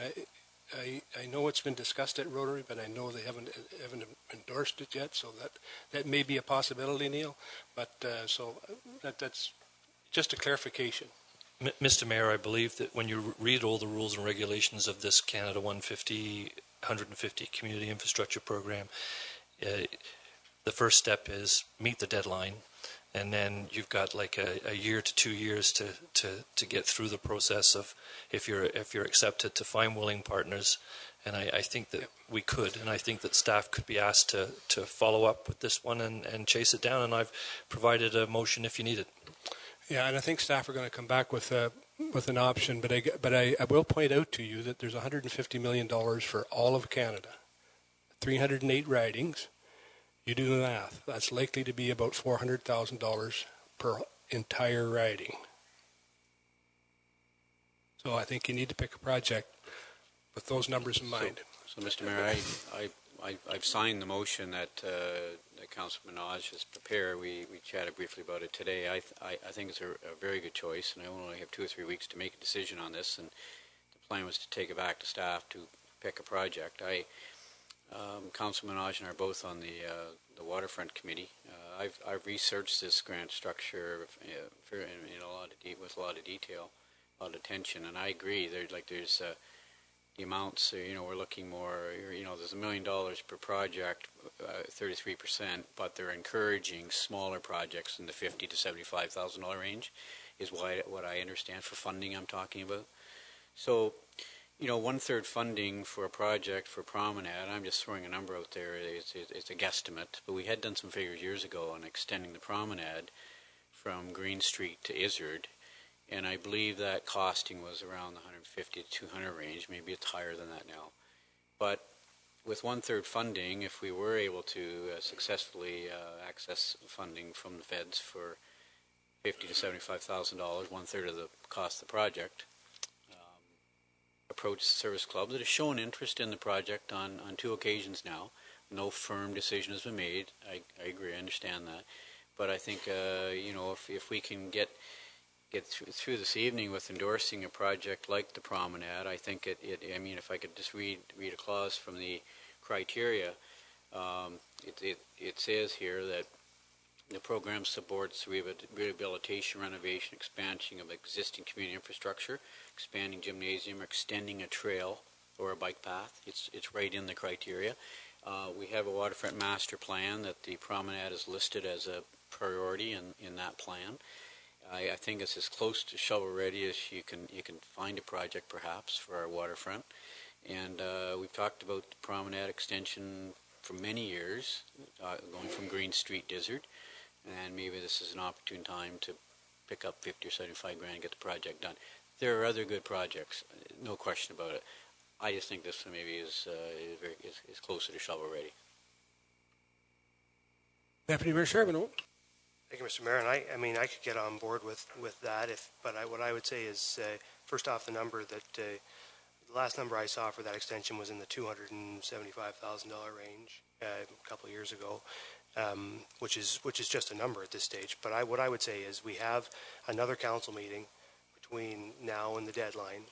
I would say that the best thing for us to do at this moment would be to ask staff to come back with some recommendations, and we could ask them to come back with a recommendation around the Promenade and any other ideas they may have, with maybe a couple of options for an application that we could make for this funding. But I don't think that, all I'm saying is I don't think we should give direction that we want to apply for the Promenade tonight. I think we should ask for some more information about what that project might look like and what our likelihood of being successful with that project might be, and ask staff to come back. Since we have one more meeting, let's get them to come back and give us some more information, and then make a decision about what we're going to do going forward on the 7th or 8th of June, whenever we meet next. Vice Deputy Mayor Huber.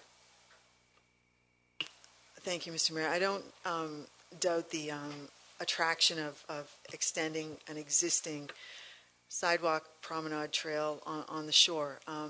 This is a program to celebrate Canada's 150th anniversary. It's about history, heritage, values, and the future. Yes, I agree the waterfront has incredible merit. However, our community has some other assets that could handle some enhancement. And, a wonderful little almost shovel-ready project, too, is Fairy Lake. Had some phasing. It was never approved completely. but you know, it's an urban park. Fairy Lake has an incredible heritage component for the town of Southampton. It also has great potential for a project that can handle that kind of a budget to improve the trail around. It's an extremely well-used little area. It's close to a school. It's close to a major tourist attraction, the museum. It's close to a park. I don't doubt the merits of the waterfront. However, you know, the last big grant we got was for major trail work. You know, we need to build some legacy items too that are in different parts of the community too. And I would suggest that, you know, we do have a plan for Fairy Lake, that this might be an opportunity to take advantage of that and celebrate history, heritage, and values in a slightly different way. Thank you. I think we don't need to discuss the particular project tonight. And I think we should, and I agree with the mayor, we should leave this till the next meeting. We would take your input and have some ideas from staff, and you can make the decision at the next meeting. Vice Deputy Mayor Neal. Not to discuss the project, to ask about the timeline, the deadline then. So is it safe to say that if we don't make a decision tonight and we wait till the Monday, June the 8th, that staff will be able to turn around and make the deadline application by the next day? Through you, Mr. Mayor, the staff actually have a meeting scheduled tomorrow to go through the short list of proposed projects. The intention was to report on the June 8th meeting and submit on June 9th. Councillor Madison. Thank you, Mr. Mayor. Is there any way we can find out what the proposed short list are, or we can add to it? If you've got some ideas, by all means, get them to staff right away. We also find out what the short list is? Well, I think they're going to have the meeting tomorrow, so I don't think it's been shortlisted. Well, that's just what the CAO just said. Yeah. Well, by all means, after tomorrow, when they do the short list, I'm sure he'll share that information with you.